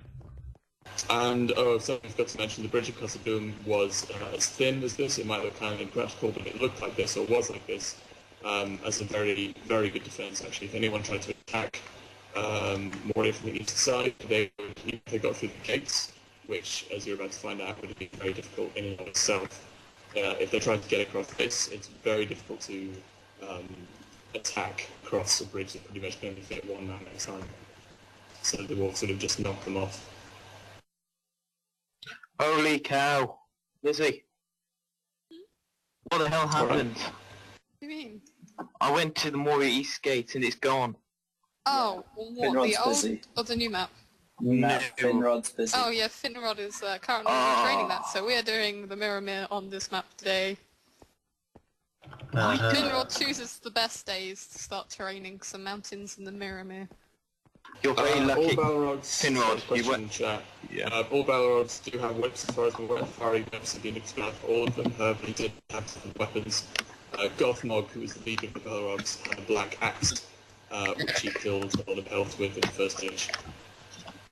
Yeah. Also, Finrod, What are Balrogs? What are Balrogs? Balrogs are corrupted minor that came under the service of Morgoth before the creation of the world. Like Sauron, except they were A, less powerful than Sauron, B, a bit less intelligent, and they were used in wars in the First Age as a way of cutting sway to large numbers of Morgoth's enemies. This is the first hole, by the way. As I was saying before, Moria was dug from the east to the west, so this is the first hole they dug, and that's why the other one is called the second hole. We're almost out of Moria, so well done, everyone, for getting through. Well, each other group seems to be a bit fewer than when we started. Many have been lost in Moria.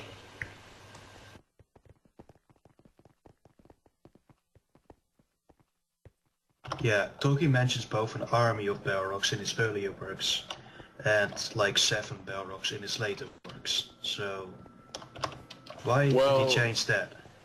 Tolkien is not infallible, and Tolkien changed his mind on many things over time. And so he started off with an army of Balrogs, and they were supposed to be less powerful. And then as he reduced the numbers of them, they became more and more powerful until they were the fiery beasts of shadow and darkness that we know today. Interestingly enough, when it comes to the Balrogs, big misconception that people have from the movies is that they were these gigantic sort of 30-foot tall beasts. Though they actually, in the books, they weren't. In the books, the Balrogs were between 6 to 13 feet tall, so not especially big. Their power mainly came from the shadow that was exuded from them and the fact that they were beings made of fire. So, yeah, and they didn't have wings. They did not have wings. They didn't have wings. I can say that many times as possible. They might have wings. No, they didn't do it. Shush, they didn't. There's no way they ever had wings. Part of the law nerds, go. Laura, George, what is your evidence for wings? Go. I can't remember, but I did read a bit. Oh, he's... Oh, you'll find it. Already out. He's already Born out, had frickin' guys. taken it, George. There is a quote when the Balrogs came to save Morgoth from Ungoliant. Might suggest it says winged their way, yes, but that's not literally. Not flown. Says you. But how do you know this isn't literal? Go. Well, we know it isn't literal because the Balrogs would have used their wings in many situations. I mean, one of the things is when a Balrog falls, right, from the bridge, why didn't he just use his wings to fly back up? It's absolutely Maybe he was having. Well, you can be winged and flightless. Winged? It's like a penguin. Remember Maybe penguins. Balrogs are like chickens. Yeah. They have wings, but they can't actually fly. They may be like chickens. Like chickens can't really I fly. never said there was evidence for Balrogs being able to They do fly a little bit. Yeah, they Monty can just Python. jump. Like ostriches also have wings and they can't really Wing fly. it, Jess, I love you. Yeah. Sorry, I couldn't help it. What'd you say, Jess? Okay. I said in the end, the Balrog couldn't wing it. You're the worst. Right, so continuing on with our locations, I believe that Darth is going to tell us about the Mirrormere. Should we go to the new one or We're the going old to one? the old one, as the new one is one currently is being currently revamped by Oh crap. Well, Oh, GG crap. Finn. So Darth, stop. Yes, here we have the Mirror. From your channel. User left your channel. Even though it's not paired. Okay, so when Durin the Deathless first awoke from his long slumber, he awoke in Mount Gundabad, which is in the north of the Misty Mountains, and traveled south until he found this lake, which is the Mirror. He got here, he looked in the lake, and he saw a crown of stars above his head reflected in the water. And kind of weird because it was still of the day, so he wouldn't have seen any stars reflected. And he took this as a sign, and so he decided that he would found a great dwarven city here at this place, beneath the mountains that feed into the lake.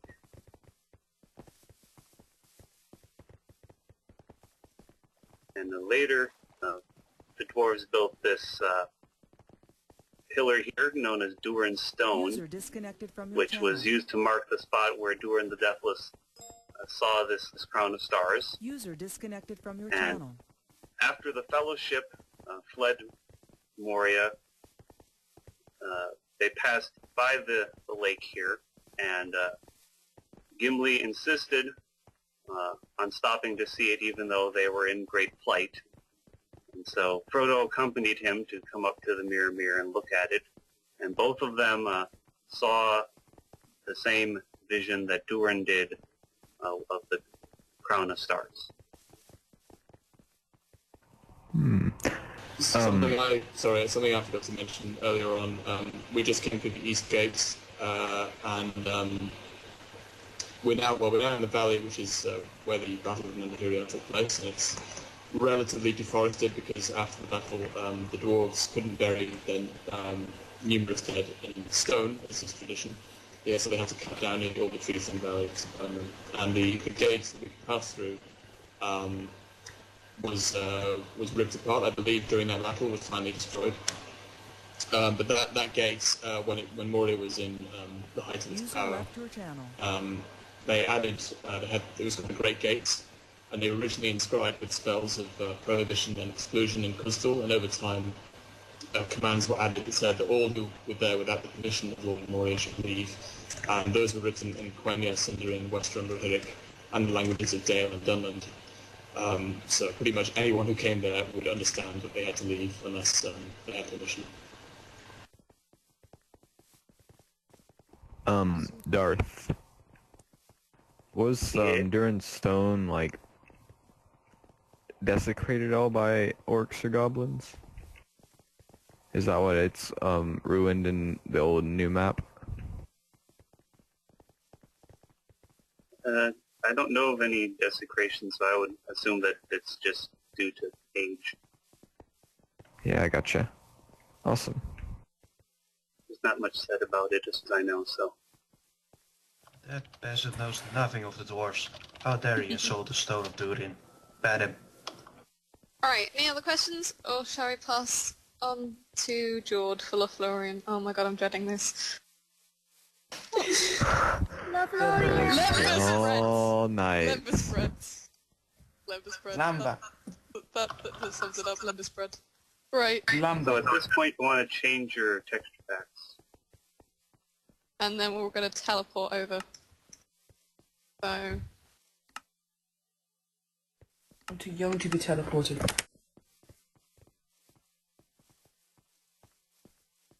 I'm trying to get there. Joined your channel. I'm typing words. Give me a second. That's a very nice one, Sir.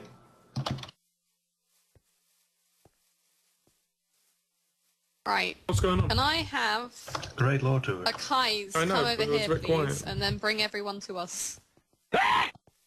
We're trying to That's move it. to Lórien on the new map. Okay. So guys, don't head towards the sand, that's the wrong way. You're going to change to the Lórien resource Wait, pack did I- and you want to follow this way. So, please say you have the resource packs. If you don't, Wait. then what are you doing?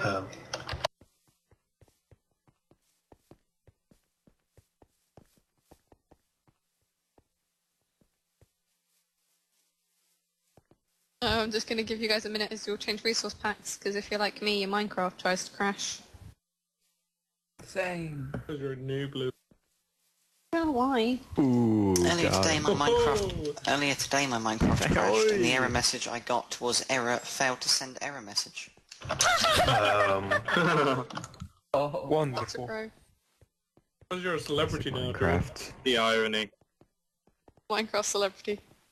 Yeah, Minecraft. Right, so George, if you want to stand still for a sec. Classic Mojang. I'll stop over here, just across this. Okay.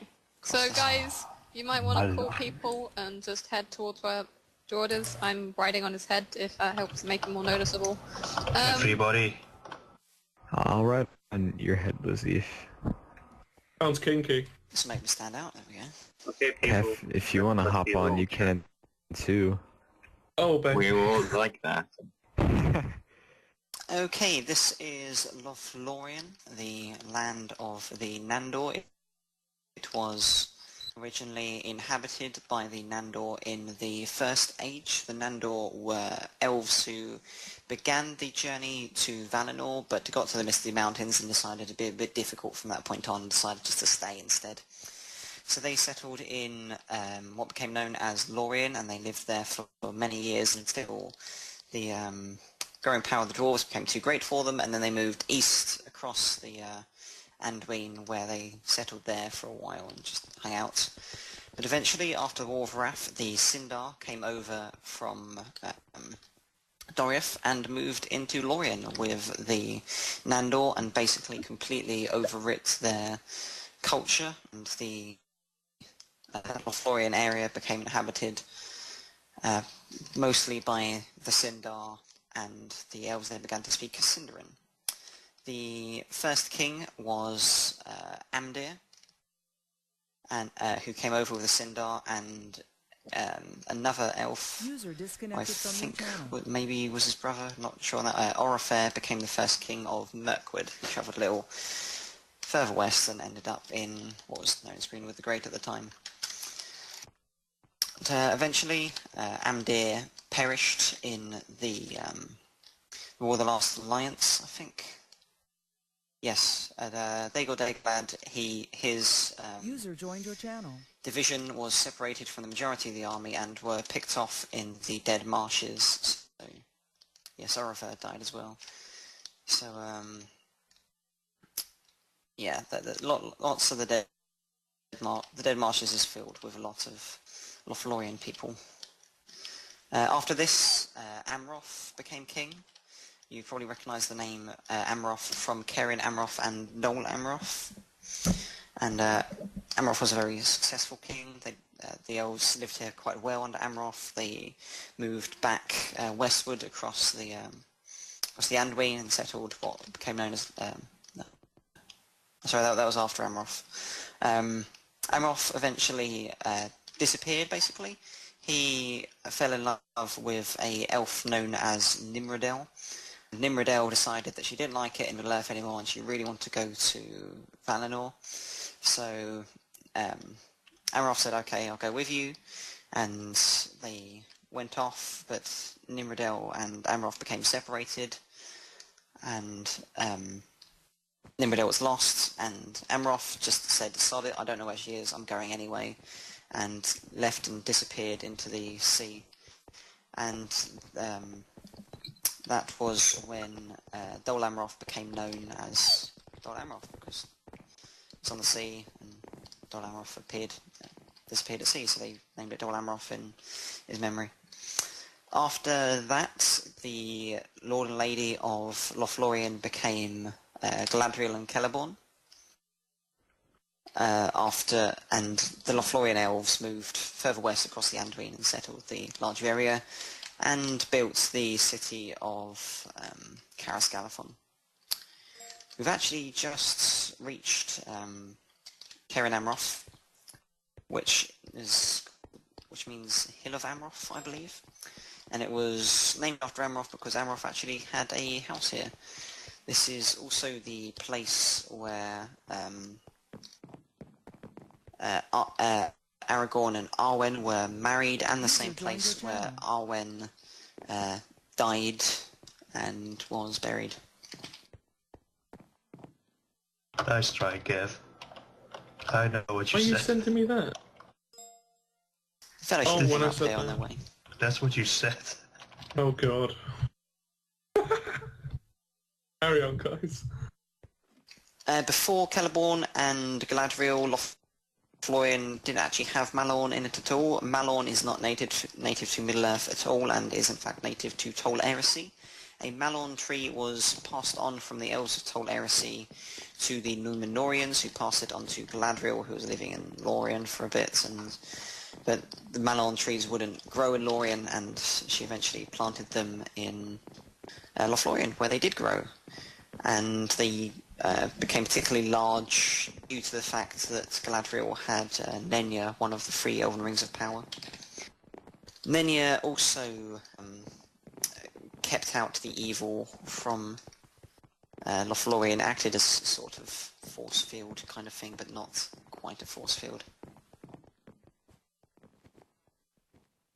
Malon means golden tree, Mal meaning gold, and Orn meaning tree, which is also where Celeborn gets his name from. His name translates to silver tree, Celeb meaning silver. But Malon was particularly famed, liked, whatever word you want to use, because it was so strong yet so light. So it could be used to make some pretty strong bows and some pretty strong boats.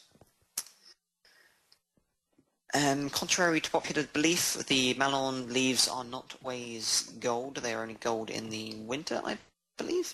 And the majority of the time they are sort of, I think, green on one side and silver on the other side. User joined your channel. Anyone have any questions so far?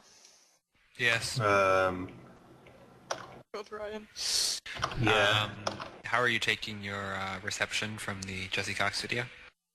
Pretty well, thank you, Ryan.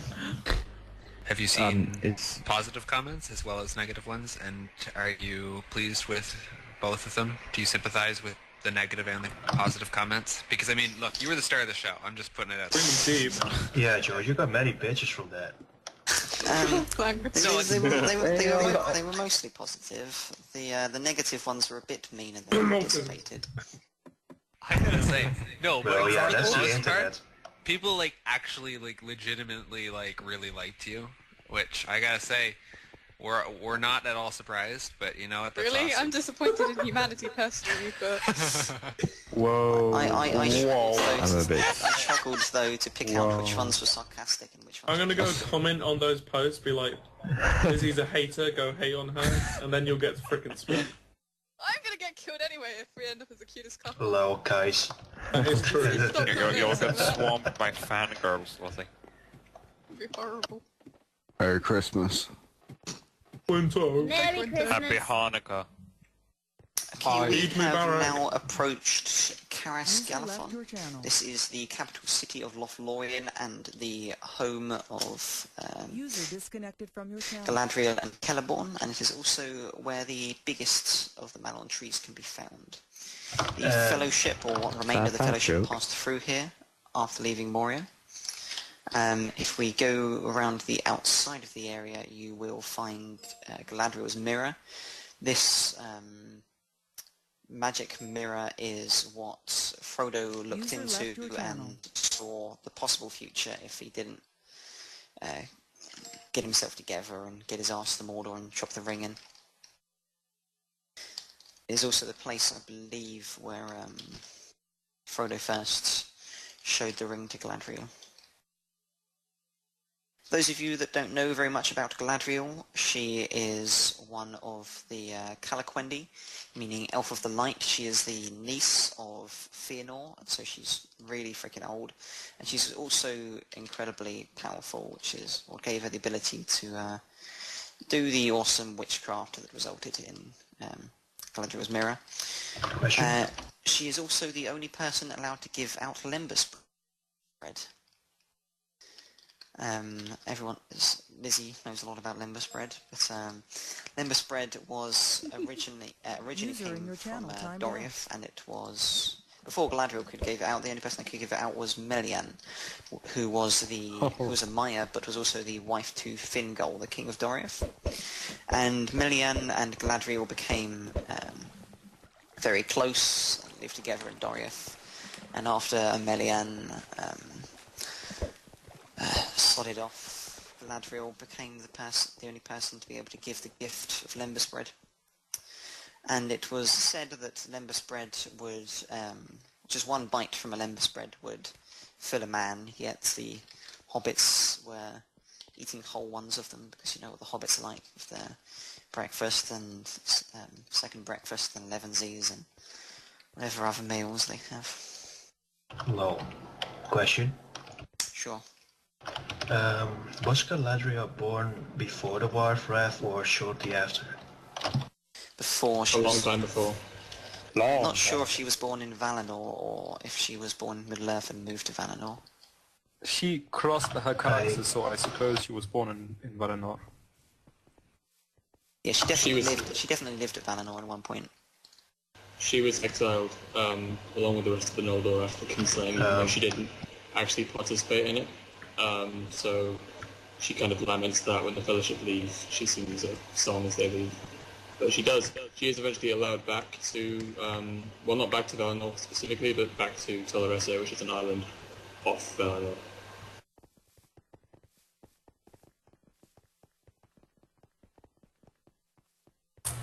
During the War of the Ring, there was also something that most people have never heard of before, which was the Rovanian campaign, which was an attack in Rovanian by Mordor, particularly Dol Guldur, and it was the combined forces of Mirkwood and Lothlorien fighting back Mordor, and eventually the forces of Lothlorien and Mirkwood were successful. The Galadrim, the Lothlorien elves, built a load of boats and sailed across the Anduin, where they besieged Dol Guldur and tore the walls down and saved Mirkwood and turned it back into Greenwood Great, kind of. And the very south of Mirkwood was absorbed into Lothlorien and became known as East Lothlorien. One thing, it was Galadriel and her magic that tore down the walls of Dol Guldur. Yeah. You forgot to mention that. It wasn't live. Done you? After this, though, the Lothlorien's population actually began to decline. I believe it was just 2.5 years after the end of the War of the Ring. Galadriel moved west. She eventually moved over to Valinor, and Celeborn stayed in Loth by himself for a bit, I think, and then eventually moved over himself, and Lothlorien just declined. The people who were staying in East Lothlorien either moved over to Lindor, so Lindor or Rivendell they moved to, or were simply absorbed into Mirkwood. I was just going to say, by the time of Aragorn's death, when he was 210 years old, and I think 4th Age, 100 and something, Lothlorien was completely deserted. User disconnected from your channel. We are currently climbing the home of Celeborn and Galadriel. This is where they chilled, and I believe it's also the Fellowship also came up here to visit them. Running out of stuff that was mentioned about Lothlorien, to be honest. We've nearly covered everything. The cool yellow blocks are jack-o'-lanterns, and this was also used as the after-party for last year's award ceremony. Let's see, 2014. There is a brewery somewhere in here, in Lothlorien somewhere. I can never remember exactly where it is. It's around. Avery, what's a joke? But unless there are more questions about Lothlorien, that pretty much... I have a question. Go ahead. You said that Lothlorien was deserted after Aragorn died, right? Before Aragorn died. Oh, even before. Okay, so, but did somebody try to harvest these woods? Like, you said that it was better than usual. Did everyone leave it? Well, the elves weren't really they weren't really people that liked chopping down wood. And there weren't a lot of men that lived nearby, really. I could add to that as well. When Aragorn and the three hunters encounter Éomer on the plains of Rohan, in the books anyway, they mention that they got their cloaks from Galadriel and Lothlorien, and he immediately kind of recoils and says that that's a terrible place. It's filled with evil magic, and there's a witch who lives there who enchants and so on. So I think men themselves would have been pretty terrified of the wood anyway, and wouldn't have gone in to harvest the trees. Yeah, makes sense. The forest probably would have declined anyway because the strength of the trees came from Nenya, and I assume Galadriel took Nenya with her to Valinor. Speculation. Yeah. That's part of the law, Ryan. You've got to make inferences. That makes sense. George, you are the lawyer. About the elven bad guys that someone just mentioned. The elven bad guys? Yeah, someone asked if there was any bad guys among the elves, you know, evil guys. I think that's only... Yeah, but those were like in the first stage and they were like turned into orcs. I mean, well, Feanor's sons, closest... some of them were... Yeah, Feanor himself wasn't... Sorry, go ahead. I mean... A couple of Feanor's sons weren't exactly the nicest people. And if you read the story of Beren and Luthien, there are a couple of not very nice elves. Yeah, and what about the Noldor? I mean, the first kinslaying, you know, the first and second elves slaying other elves and stuff, it was, yeah. Theodore was just a dick in general, to be honest. Yeah. Whoa, Mr. George, I'm gonna ask you to put down that language. And... yeah, Feanor was not a nice... There was Maeglin, I suppose you could include, a Dark Elf, Eorl as well, weren't very nice. But one thing that has been neglected in terms of knowledge of Lórien is a little bit of server lore. The original Karas Scalathon was made by SMTJ and Forks. Then since then it's kind of been redone here and there. Did you say SMTJ by any chance? G. Okay, she did. Just check. I said G. She did. I'm amazing. Shut up. Never met the person. It's fine. And then I believe that Credo ran a tree build in which most of these trees were redone because originally they were just quite horrendous default trees. This was around 2013, around summertime, July or August.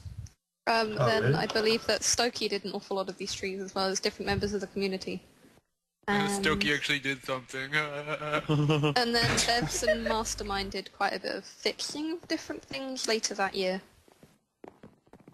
Wants to add anything in terms of server lore? Go ahead. I indeed remember the actual forest being just road-painted trees. So yeah, I just noticed actually that they've all been redone. I have to ask, this is related to server lore here. Was anyone in this channel here for any of the RP servers? Yes. I was on the RP team. Yeah. Oh, you were? Were you in the Fluffy Sheep team? I had to listen to Jason talking for 3 hours about the economics of Middle-earth. It was painful. Oh, no, it's great, because no, I remember being in Lórien setting up for, this would have been one of the more recent RP servers that we did. Again, years ago, but, it was in Lórien, part of it was in Lórien, and of course, because we had to go based on the players that signed up, there was, we'd assign people, like, to each individual place, and because we only had a certain number of people, you'd end up getting like, okay, so 15 people go to the Shire, and like 3 people you're going to be the elves of Lórien. Now, not that I'm like the biggest role player by any means, but I don't know, 3 people role playing as elves in Lórien would only last so long for me. But I spent far too long setting up those stupid NPCs for what it was worth. But RP, you guys should look forward to it. We're gonna do it. I remember Waikiki being the mayor of the Shire. It was a terrible time. Oh my god, Waikiki? Oh my god. Oh shit, Waikiki. Yeah, I'm sure it went shit a lot of it, I'm guessing. I really liked it. I remember Quinto raiding the Shire. I banned him for it too, because I was really mad. I may remember this, but I don't know. What year was this? Or I don't know. I don't know. Okay, then definitely I wasn't there. Nope, we're now heading to the Argonath. It's still going. It's still going. We gotta wait until the Just slightly went. So Fornad, I believe you're now doing the Argonath. Yes, everyone needs to switch to the Rohan pack. And We're covering a lot of content today, people. Then we need to get a warp because the Argonath are a long way down the Anduin from Lórien. Oh my god, Lórien in Rowan back looks so epic. We should have used this like the other time. If anyone's wondering why we're covering so much ground, is because the last 8 is obviously going to cover quite a lot of Gondor and Rohan. Yeah, and I'm doing most of it, so you've got to listen to my draining, beautiful voice. Enjoy. Very beautiful. Oh god. So, if everyone wants to head to the Argonath, I don't know if you guys have all been teleported yet. We have been teleported. Okay, so Argonath, would you like to explain? Absolutely. So the Argonath, also known as the Pillars of the Kings or the Gates of the Kings, were 2 huge statues, as you can probably tell, that stood where the northern border of Gondor used to be.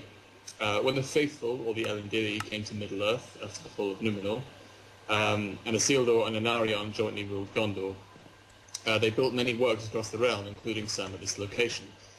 Now, the nature of these early works, and whether they were related to these 2 statues, is unknown, but we can assume that these 2 statues specifically weren't actually built by Isildur and Anarion themselves, which is maybe a bit better for the characters of Isildur and Anarion, because it's always a little bit egotistical when you build massive statues of yourself. But yeah, so centuries later, I mean, a few thousand years later as well, in the Third Age, 1248, the son and regent of Narmazil, the first Minilcar, led a great force that defeated the Easterlings between Rivendell and the Sea of Rhûn. And when he returned, he returned to the northern border of Gondor, he fortified the banks of the Anduin. This is the Anduin River, by the way. And he also built the Pillars of the Argonath in celebration of his victory and in reverence of the legendary founders of Gondor. Just as Roman rulers used to do, they used to erect massive sort of pillars in Rome, and also when Napoleon, in his campaigns, they have the Arc de Triomphe as well. It's kind of similar to this, to that in some ways. So yeah, so they in the books, both of them had an axe in their left hand. You see, the left-hand one has an axe in his left hand. Though we decided to go with a more movie-based approach. The name Argonath is Sindarin, as are most names in Middle-earth, and is composed of Ar, which means royal, plus Gond, which is stone, and the ending Ath is a collective plural, I think. A bit of server lore. Andalaf 2 primarily built these, the one on the left anyway, and the design was influenced by Stokie Ben. The one on the right is hollow and was made entirely by MCME community members, I think completely by hand. Oh, also, I'd like to point out, inside the actual statue itself, if some of you remember from any of the RPG Maker videos, it is mentioned that the inside was made as a skeleton, so people like Drugs who can fly at the time could climb up and build from the outside, from the inside out, and that's how the statue was formed. But it's no longer hollow. I know, and it's all filled in. Aww. So, but yeah, there's a little bit behind the law as well. User left your channel. Alright. And obviously the Fellowship. Argonath. Are you going to Argonath? Yeah. Yes, we are. Yay. So, Fornad, are you going to be leading the way, or... Yes, we might as well just fly over Nebithor. Actually, we won't walk, we'll just go there. So yeah, the Anduin leads into this massive lake, which is called Nebithor. We can sort of fly over that, and that leads all the way to the Falls of Raros, and the 2 hills on either side of it, which are called Amon-Hen and Amon-Lor. In the middle of, or above the Falls of Raros, there's got a very steep island, which is called Tolbrandir, and it's said that no man has ever summited it. So I think even on the server it was designed so that you can't actually jump up there. I don't know whether that's true, but yeah. You can. I'm doing summer events on Tuesday, but you have to first person to climb up. How do we get boats? You don't. I get boats. Right, if everyone wants to TP to me, I guess, or get Kais to TP everyone. If you're still joined, if you're not joined, I'm leaving you behind. Happening on the Tuesday as well. So if you guys do want to ride in boats, that is a thing that you're going to be able to do for once. Oh wow. And hopefully we'll destroy them all and won't get yelled at for lag. So be sure to check that out also on the Tuesday. It's like a double whammy event. Argonath. Whoa. Alright, I don't think this is everyone. Crap, I can actually do that. Yeah, I'm TPing everyone across, and not everyone's joining. I did shout out several times during my tour, and nobody has.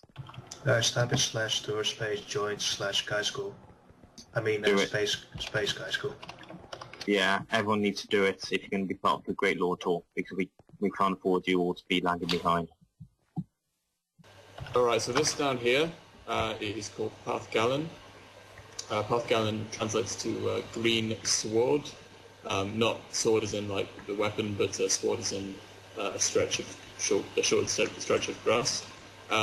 This is a place where, obviously, since there are a massive waterfall over there, back in the day, boats couldn't really travel over the waterfall, so they had to come here. They were beached here, and then they were taken along a route which leads down the North Stair past the edge of the Falls of Rhoros.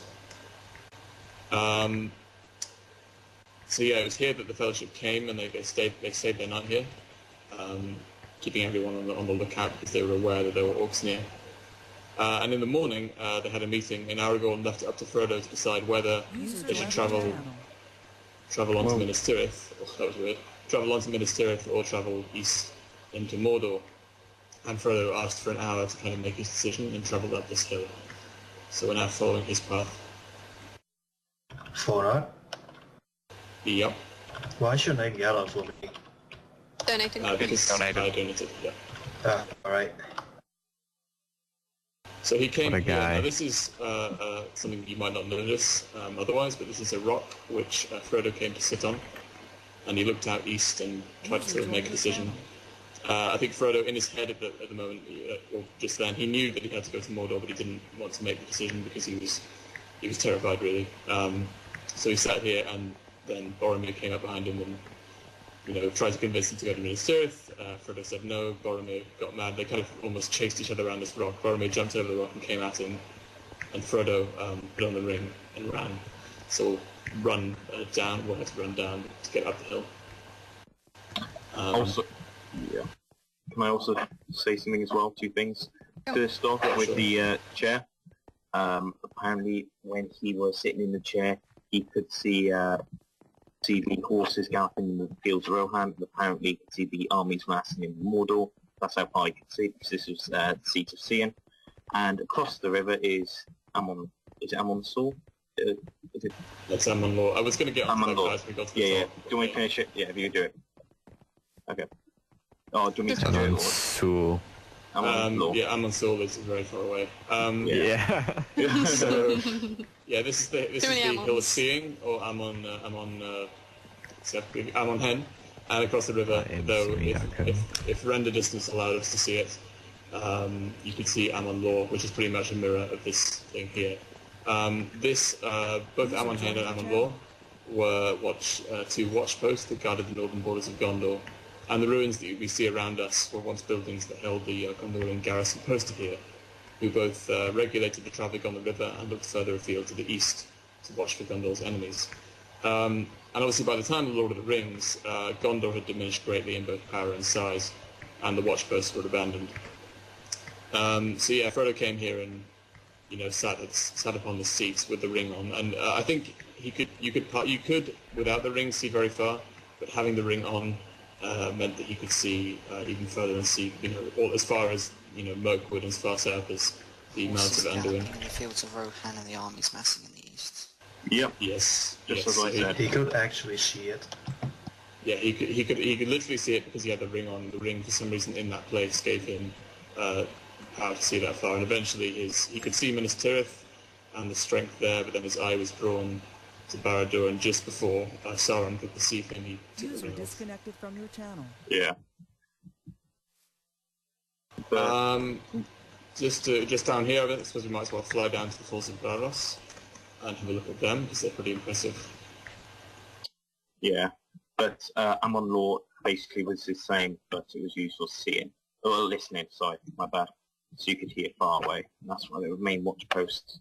So it's effectively the same as seeing, but instead of seeing it was hearing, so... Like seeing, but not. On the left side we can see the North Dare, which leads down, which was used, as I said before, to take boats and so on, take other goods down, because you really wouldn't want to be User left your channel. taking a boat off the side of this thing. There's not much to say about the Falls of Raros. I think they're the largest waterfall in Middle-earth, and you could hear them for many miles around. 1 million, is that lore? 1 million Lórien miles long. At least. That's so funny. Oh, actually something I forgot. The translation for Raros. I think Tolkien translated it as roaring spray, but then he also translated it as rush rain or roar rain. So yeah. Also the massive rock thing in the centre that I can't quite remember the name of. Left your channel. Tolbrand, yeah. I was talking about it before. I think with this we decided to go with the movie look, because in the books it was set a little bit back from the waterfall itself. And yes, when Boromir died, spoilers, his body was put on a boat and sent off the edge. Wait, Boromir died? Yeah, I need to call What? spoilers. I did not know that. No. Wow, spoiler. But yeah, of course, we all know what happens. After Frodo makes his decision, he goes down, meets up with Sam, and yeah. Well, obviously the Fellowship had already gone looking for him, so they went and got the boats and travelled across and towards Mordor. And that brings to the end, the first book, and it brings to the end this tour. So, thank you very much. Yay! Woohoo! So, yep. You guys have made it through 2.5 hours of lore. That's pretty inappropriate. Well then. Thank you. Next person to do that gets banned from TeamSpeak. So I just want to thank everyone for coming. If you guys have any more questions, all the rangers and staff here, and those that have proven themselves knowledgeable in lore, will probably answer your questions. Please feel free to check out all the different forum posts on all of the events. As we've mentioned, there are quite a few ones on Tuesday revolving around this location, which is going to be hella fun. And today's the last day to nominate people for the awards ceremony, as the votes are getting counted up tonight, as in who's the top 4 for each category, and then a final voting phase will begin. Cool. So if you've got a nomination and you haven't submitted it yet, you got to get on that. And when's the next Great Lord tour, Lizzie?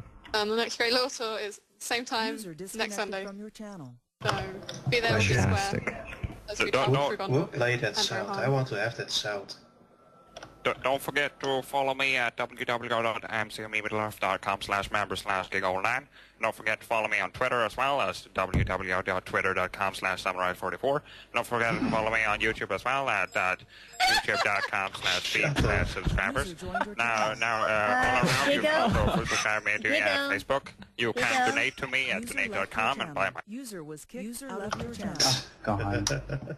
Wow. Anyways, we'll play that awesome sound. I want to have it for my soundboard.